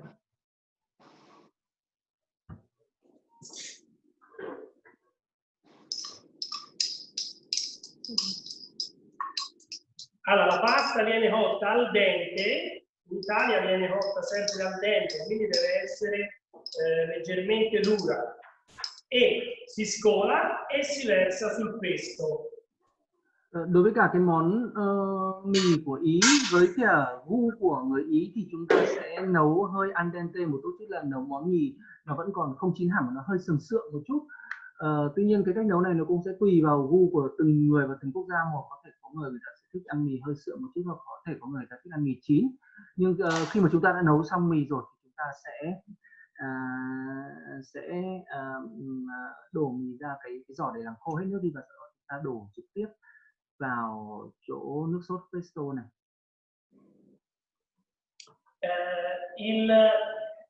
Mentre aspettiamo di cuocere, spiego altre due cose sul prodotto tartufo. Allora, il tartufo non necessita di pietanze molto complesse, ma diciamo, viene esaltato con ricette semplici, con pochi ingredienti.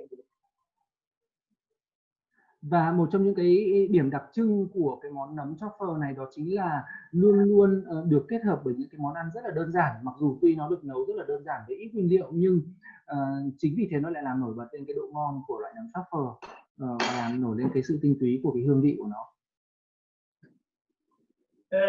Non vanno utilizzate spezie, al limite un po' di pepe nero, ma non altre spezie piccanti come il peperoncino, lo zenzero, chiodi di garofano e via dicendo, perché le spezie influiscono sul profumo e quindi non si riesce a comprendere il profumo del tartufo se viene mescolato con altre spezie.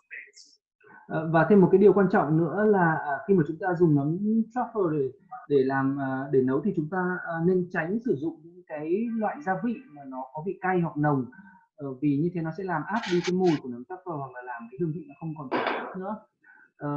Đôi khi chúng ta có thể cho một chút các loại hạt tiêu đen, chỉ một chút thôi, để gọi là cho nó có chấm phá nhẹ nhẹ thôi. Ok, quindi quando la pasta è cotta, naturalmente questa è pasta all'uovo, è gialla, quindi è pasta all'uovo con all'interno delle briciole di tartufo disidratato.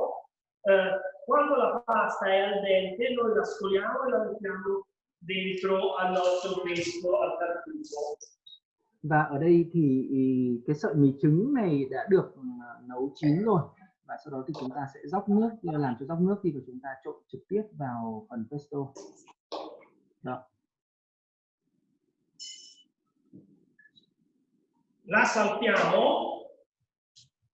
Nel caso in cui sia troppo densa aggiungiamo un goccio di acqua di cottura, ma fornello spento, mi raccomando. Và cái thứ hai đó chính là và sau đó thì chúng ta trộn đều mì ở trên chảo để cho mì thấm đều với cả loại pesto. Nếu như chúng ta cảm thấy rằng cái pesto này nó hơi đặc một chút thì chúng ta có thể cho thêm một chút nước, lấy trực tiếp từ nước đã luộc mì. Tuy nhiên chảo và bếp luôn luôn phải tắt chứ không được nóng. E poi la sistemiamo sul piatto. Và sau đó thì chúng ta gắp ra đĩa.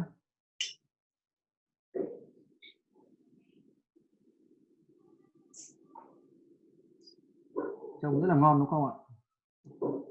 E se vogliamo possiamo concludere con ancora del tartufo disidratato e di solito mettiamo sempre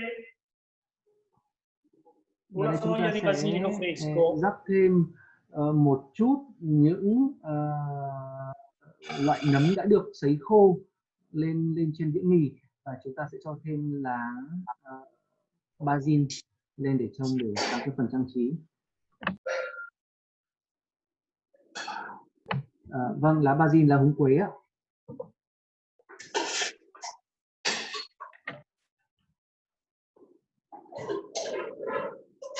Trông món ăn rất ngon đúng không?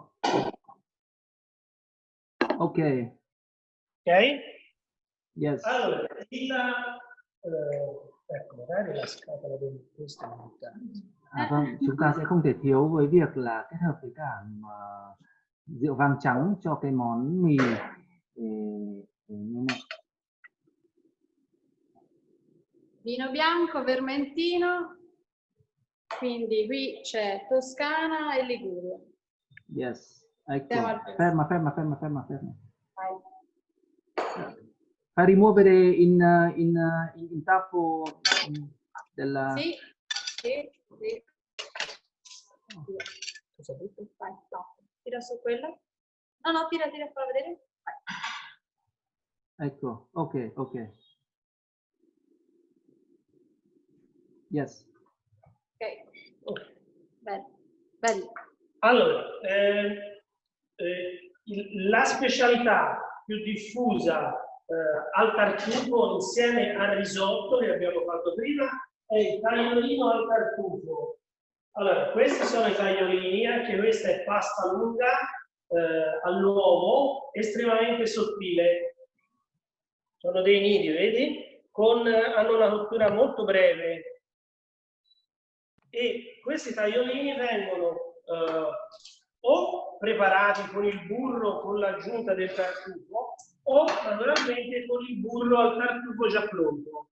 Quindi tartufo della selectia che viene messo nella padella. Và món cuối cùng ở đây nó là món mì sợi mỏng tagliolini. Ở đây là một cái món cũng được chuẩn bị rất là nhanh và rất là dễ dàng.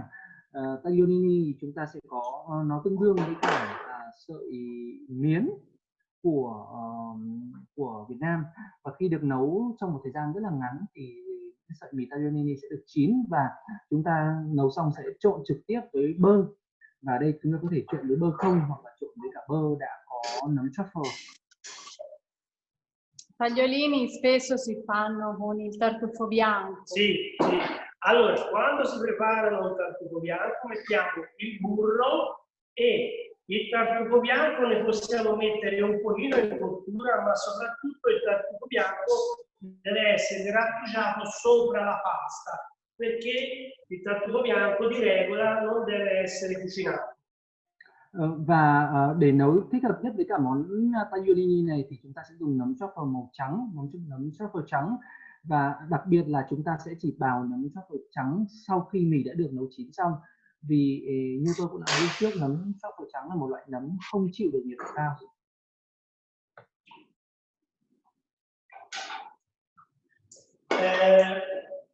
Il tartufo bianco di solito viene portato al tavolo con la bilancia, quindi viene pesato dal cliente, cioè intendo dire, il cliente ne grattugia quanto più ne vuole, naturalmente poi paga in base alla quantità e grammi di tartufo che ha messo sul tagliolino. Và ở những cái nhà hàng sang trọng với cả những cái món ăn của những nhà hàng cao cấp thì nhà hàng sẽ sau khi đã nấu món mì xong thì sẽ để cái cục nấm trắng, nấm truffle trắng ở ngay bên cạnh khách hàng, và để khách hàng có thể bào bao nhiêu nấm tùy thích, và người ta sẽ tính tiền dựa trên những cái gram nấm trắng mà được khách hàng bào.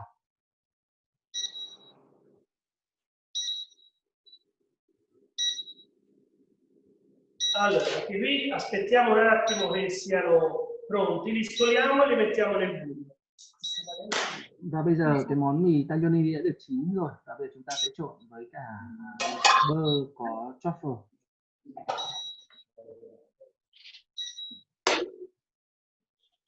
Facciamo un cambio di padella. Sì.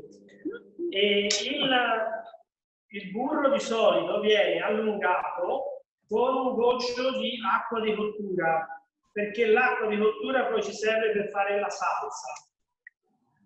Và ở đây sau khi chúng ta đã cho bơ nấm lên chảo thì chúng ta sẽ cho một chút nước luộc mì trực tiếp vào bơ nấm để tạo thành cái món nước sốt.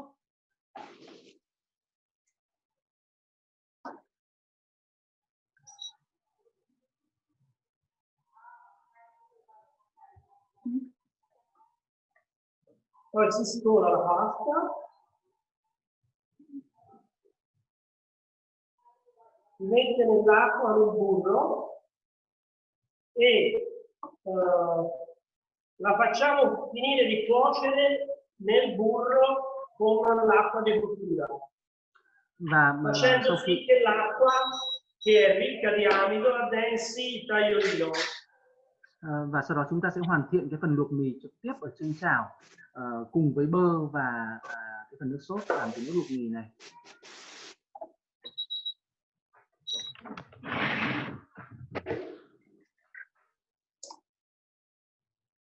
Una botta d'acqua, ovviamente assaggiamo se è giusta la quantità di sale prima di impiattare.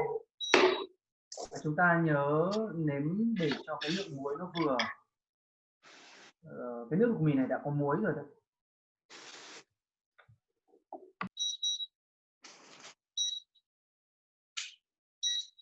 Si deve formare questa cremina che è quella che lega il raviolino con il burro, deve essere bello lucido e nel contempo comunque non appiccicati tra di loro i tagliolini.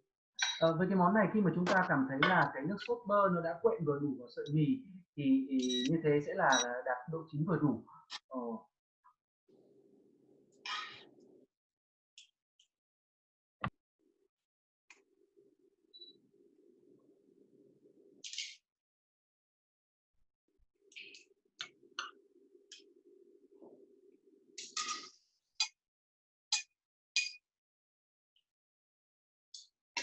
E poi a questo punto, se abbiamo il tartufo fresco, mettiamo il tartufo fresco, altrimenti mettiamo il tartufo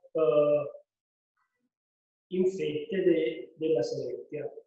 Và với món tagliolini này thì như tôi đã nói lúc trước là chúng ta hoàn toàn có thể lấy nấm truffle trắng để bào trực tiếp lên món mì, hoặc là chúng ta có thể lấy carpaccio tức là những cái sợi, những cái miếng nấm truffle đen đã được cắt sẵn để cho lên mì cũng được.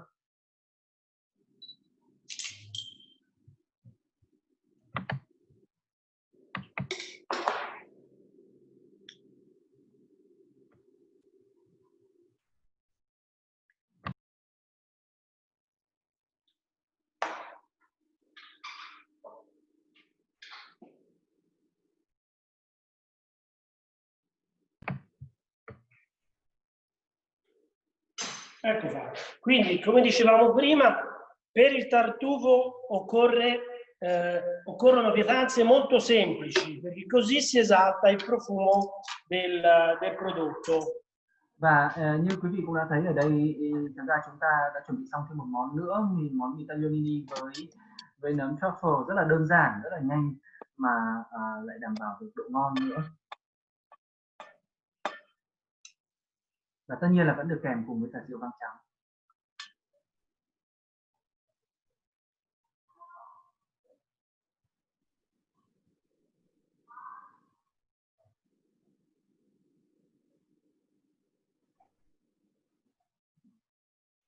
Ok. Allora, il riso e il tagliolino sono i primi piatti per eccellenza che vengono serviti con il tartufo, in particolare con il tartufo bianco, ma possono essere tranquillamente utilizzati, adattati anche agli altri tipi di tartufi. Per concludere, facciamo l'uovo al tartufo. Allora, anche l'uovo al tartufo è una specialità tipica, proprio perché il sapore del tartufo si sposa molto bene con il sapore dell'uovo. Quindi anche questa è una pietanza estremamente semplice. Si tratta di fare l'uovo all'occhio di bue. Allora, per fare questo tipo di uovo, quindi mettiamo il burro al tartufo. Questo burro lo puoi utilizzare così perché è un burro anidro, sì. Ok, quindi non sfregola. Esatto. E poi l'importante. Bây giờ chúng ta sẽ chuyển sang món cuối cùng, cũng là một món rất là đơn giản, đó là chúng ta làm món trứng cùng với cả nấm truffle. Và ở đây đầu tiên là để rán trứng thì chúng ta sẽ dùng bơ đã được trộn với cả nấm truffle, rất là nhanh, rất là đơn giản. Rồi, chúng ta đập trứng. L'importante è cuocere le uova veramente a temperatura bassa e se necessario coprirle Ci sono vari metodi per fare questa preparazione. C'è chi addirittura prima cuoce l'uovo e poi ci mette il tuorlo sopra per lasciarlo più cremoso. Però solitamente si può fare anche in questo modo. L'importante è che la temperatura della padella sia bassa.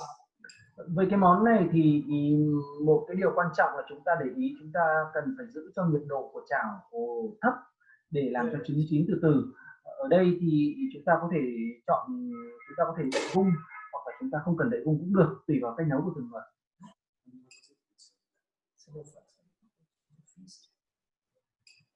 Quindi le uova sono perfette. Poi, allora, tra gli ingredienti ideali per usare il tartufo dobbiamo per forza prendere in esame, come abbiamo visto, il burro e il formaggio. E oltre al burro e il formaggio anche la crema di latte. Quindi sono tutti ingredienti che si sposano bene con il tartufo, perché essendo dolciastri non coprono il profumo del tartufo. Da evitare assolutamente i peperoni, i pomodori, tutte quelle verdure che sono estremamente saporite che il cui aroma andrebbe a interferire con l'aroma del tartufo. Và ở đây khi nấu món trứng với nấm này thì chúng ta sẽ dùng với bơ và với phô mát, chính vì cái sự kết hợp này thì nó sẽ không làm mất đi cái vị ngọt của nấm truffle.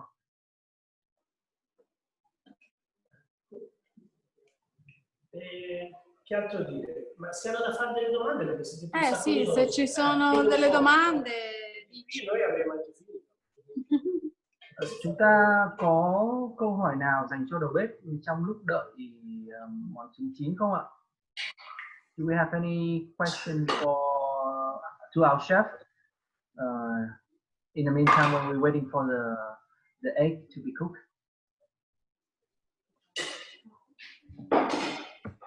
Just raise your hand.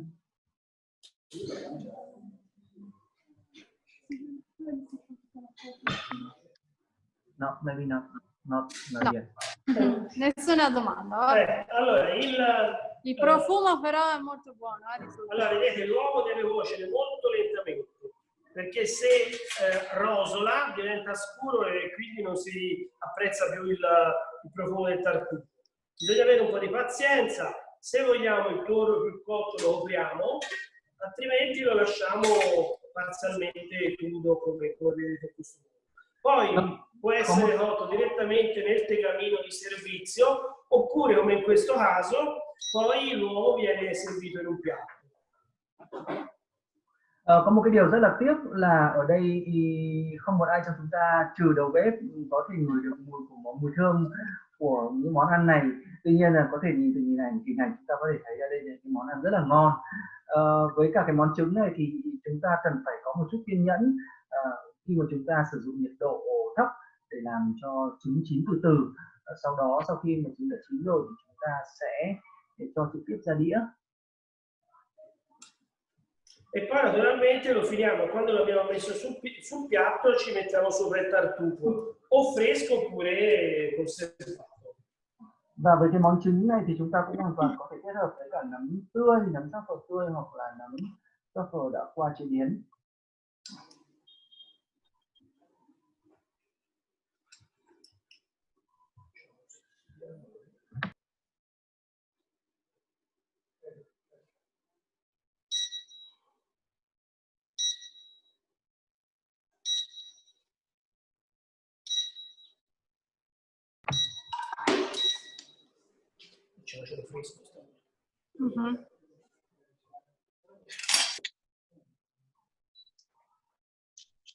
Finiamo con un po' di tartufo fresco. Ta sẽ bào một chút nấm truffle tươi lên món trứng ốp lết này.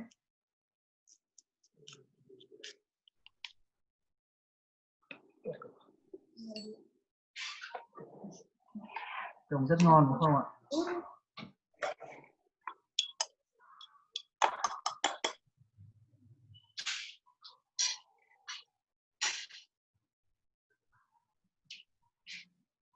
Vuole mangiare?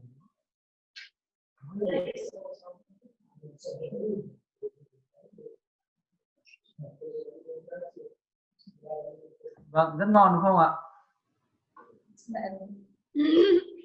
Ok? Ok. Very Quindi, delicious. very delicious, yes. The smell also, it's very nice. Or no. Grazie per l'attenzione. Vâng, xin cảm ơn sự quan tâm và chú ý của các bạn, và chúng tôi cũng xin gửi lời cảm ơn đến đầu bếp. Grazie anche per gran lavoro del cuoco. Facciamo un applauso allo chef. Và chúng ta dành một tràng vỗ tay cho đầu bếp của chúng ta. Possiamo fare una foto tutti i piatti insieme, se possibile? Ecco. Sì. Li abbiamo tutti insieme. No. Che bottiglie ci sono bene. Quindi abbiamo i crostini con la salsa tartufata, Vâng, chúng ta truffle linguini, có nấm với cả linguini, mì sợi này. Poi abbiamo the linguini with truffle pesto. Chúng ta có mì với cả pesto. Okay. Truffle risotto. Món cơm nấm truffle. Meat carpaccio with some truffle. Món thịt bò tươi thái mỏng carpaccio với nấm truffle và phô mát. Meat tartare with truffle. Món thịt bò sống tartare với nấm truffle. And at the end, truffle eggs. Và món trứng ốp lết với nấm truffle. Abbiamo una domanda. We have a question. Okay. Come si fa a conservare a lungo il tartufo? Allora, il tartufo, aspetta, inquadriamo Simone Calugi che ci ha raggiunto e ce lo facciamo spiegare da lui, va bene? Ok. Ciao. Il tartufo per conservarlo a lungo è semplicemente in carta Scotex, chiuso dentro un barattolo di vetro in frigo. E comunque consiglio sempre di mangiarlo nel giro di una decina di giorni. Poi dipende dalla stagione, dipende dal tipo di tartufo, dipende dal momento. Può durare anche 15 giorni, come dopo 3-4 giorni il tartufo va consumato. Dipende, comunque un prodotto fresco. Comunque un prodotto fresco, per apprezzarlo al meglio deve essere consumato come tale fresco, quindi è bene mangiarlo entro i 10 giorni. Vâng, để bảo quản nấm truffle tươi thì tại vì đây là loại nấm tươi cho nên là cái điều quan trọng là chúng ta phải cho trong hộp kín và chúng ta để vào trong tủ lạnh để đảm bảo làm sao là nó hoàn toàn kín và nhiệt độ thấp. Cái thứ hai nữa là cái vòng đời để sử dụng nấm từ khi chúng ta mua là không được quá 15 ngày vì nó sẽ mất đi độ tươi ngon của loại nấm truffle này. Ok. Dunque. Ok. Sì, không biết là từ phía khán giả thì chúng ta có các câu hỏi nào liên quan về đến nấm truffle, hoặc là như cách chế biến, hoặc là cách bảo quản, hoặc là về nội dung của buổi ngày hôm nay không ạ? Thì chúng ta hoàn toàn có thể ấn nút giơ tay và chúng tôi sẽ truyền đạt câu hỏi đến cho chuyên gia. Yes, we are asking for the part of Q&A, and if any question about the participant regarding the content of today, about the conservation, how to find, how to use the product, and so on and so forth. Và nếu như chúng ta không có những câu hỏi ngay thì chúng ta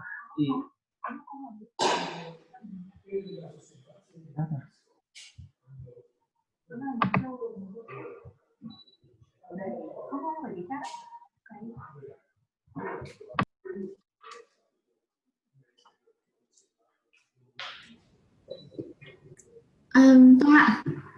Em chào anh Hải, em muốn hỏi một câu hỏi về cái việc là sử dụng cái phổ biến của nấm truffle tại Ý cũng như các nước châu Âu ấy. Và cái việc sử dụng nó ở tất cả các nhà hàng có phổ biến nhiều hay không? Và cái việc sử dụng ở một cái nhà hàng Ý có những cái món ăn như đầu bếp vừa mới chế biến thì sẽ sử dụng một lượng nấm bao nhiêu trong vòng một tháng?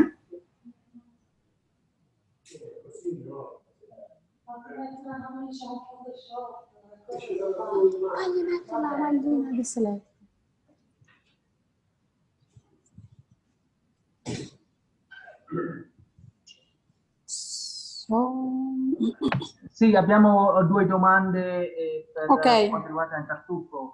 La prima è come tartufo è diffuso nell'utilizzo presso i ristoranti in Italia e in Europa in generale.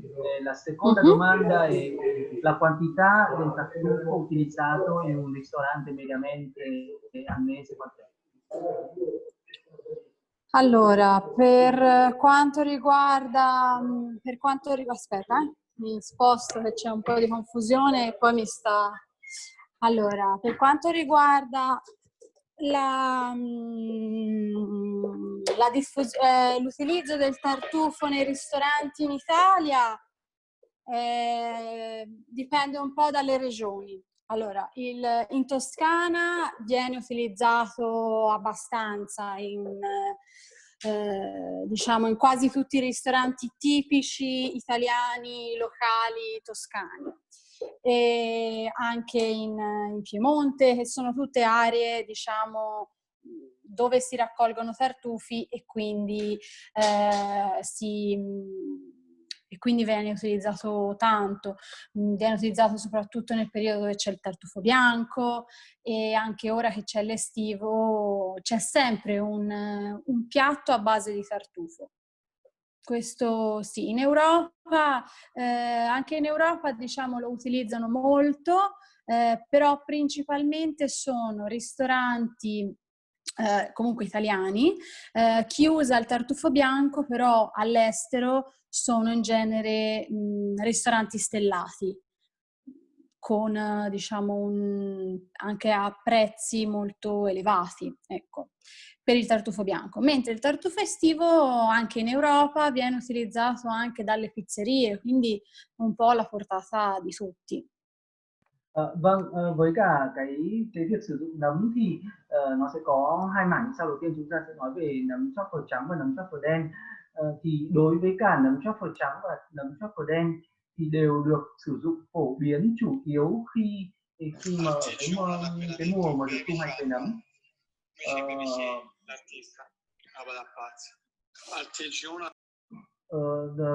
Cái mùa được thu hoạch về nấm, và ví dụ như ở Ý thì được dùng chủ yếu ở vùng Toscana, vùng Tuscany và vùng Piemonte.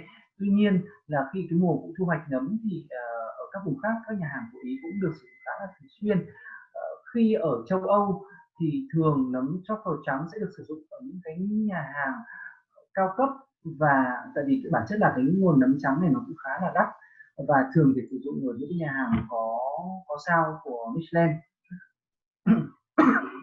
Còn đối với nấm truffle đen thì cái giá của nó sẽ mềm hơn rất là nhiều, và chính vì thế cho nên là cái độ phổ biến của nấm truffle đen là cũng được sử dụng nhiều hơn rất là nhiều, thậm chí được sử dụng ở cả những cái quán pizza, cho nên và cũng được nhiều người tiêu dùng người ta tiếp cận hơn.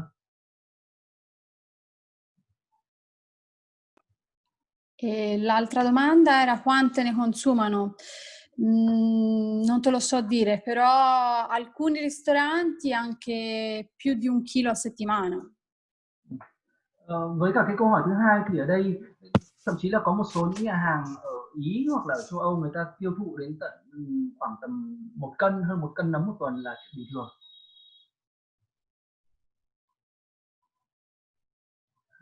Chúng ta còn có câu hỏi nào khác không ạ? Do you have any other question?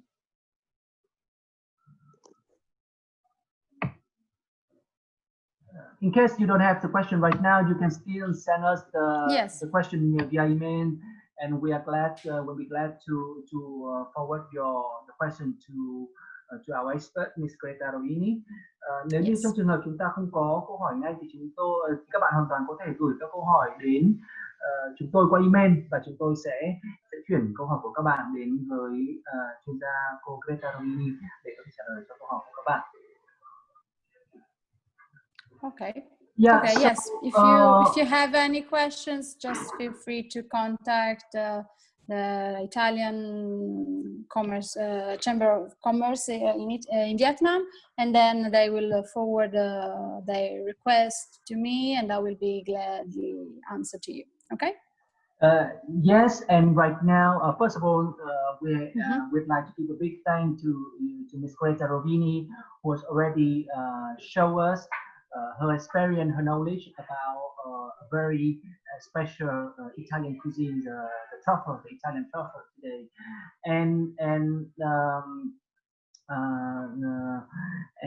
we are very glad that she's also take part of our series of the Italian, the 𝘂𝘁𝘐𝘐 taste, and we are very hopeful. Where we really hope that the webinar today is providing you the important knowledge, important product line, and that you can push forward into your commercial activity. Vâng, thưa các bạn, đầu tiên là chúng tôi muốn gửi lời cảm ơn đến cô 𝘂𝘂𝘶𝘵, chuyên gia đã chia sẻ những cái kiến thức và những cái hiểu biết của cô với cả khán giả trong cái buổi webinar ngày hôm nay về một trong những cái đặc sản của nền ẩm thực của Ý, đó chính là nấm truffle. Và chúng tôi rất là hy vọng rằng những cái kiến thức lần này sẽ giúp cho quý vị và các bạn có thể có thêm những cái hiểu biết về những cái nền ẩm thực của Ý, và đồng thời nếu như các bạn có những cái quan tâm để tìm hiểu thêm về những cái sản phẩm cũng như là những cái vàng nấm truffle của 𝘳𝘂𝘶𝘂𝗶 này thì chúng tôi hoàn toàn là rất là sẵn lòng để kết nối các bạn đến với nhà sản xuất. Yes, and if any of you would like to have a private question or would like to know more, have more information about the truffle in general and about the product line of 𝘳𝘂𝘶𝘂𝘶, we are glad to make a proper introduction to you with the 𝘳𝘂𝘶𝘂𝘶 company and assist you in all way to for the commercial activity of this very unique company. Vâng, và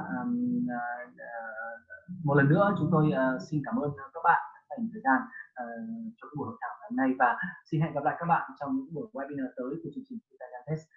Vâng, xin cảm ơn. Yes, and once again we would like to thank you for spending the time joining this very useful webinar. It has been passed by 2 hours already, and we are very looking forward to have you with us on our next webinar on the 𝘂𝘁𝘐𝑒 series. Thank you very much. Grazie, Greta. Grazie mille a te. Thank you very much for this opportunity you gave us.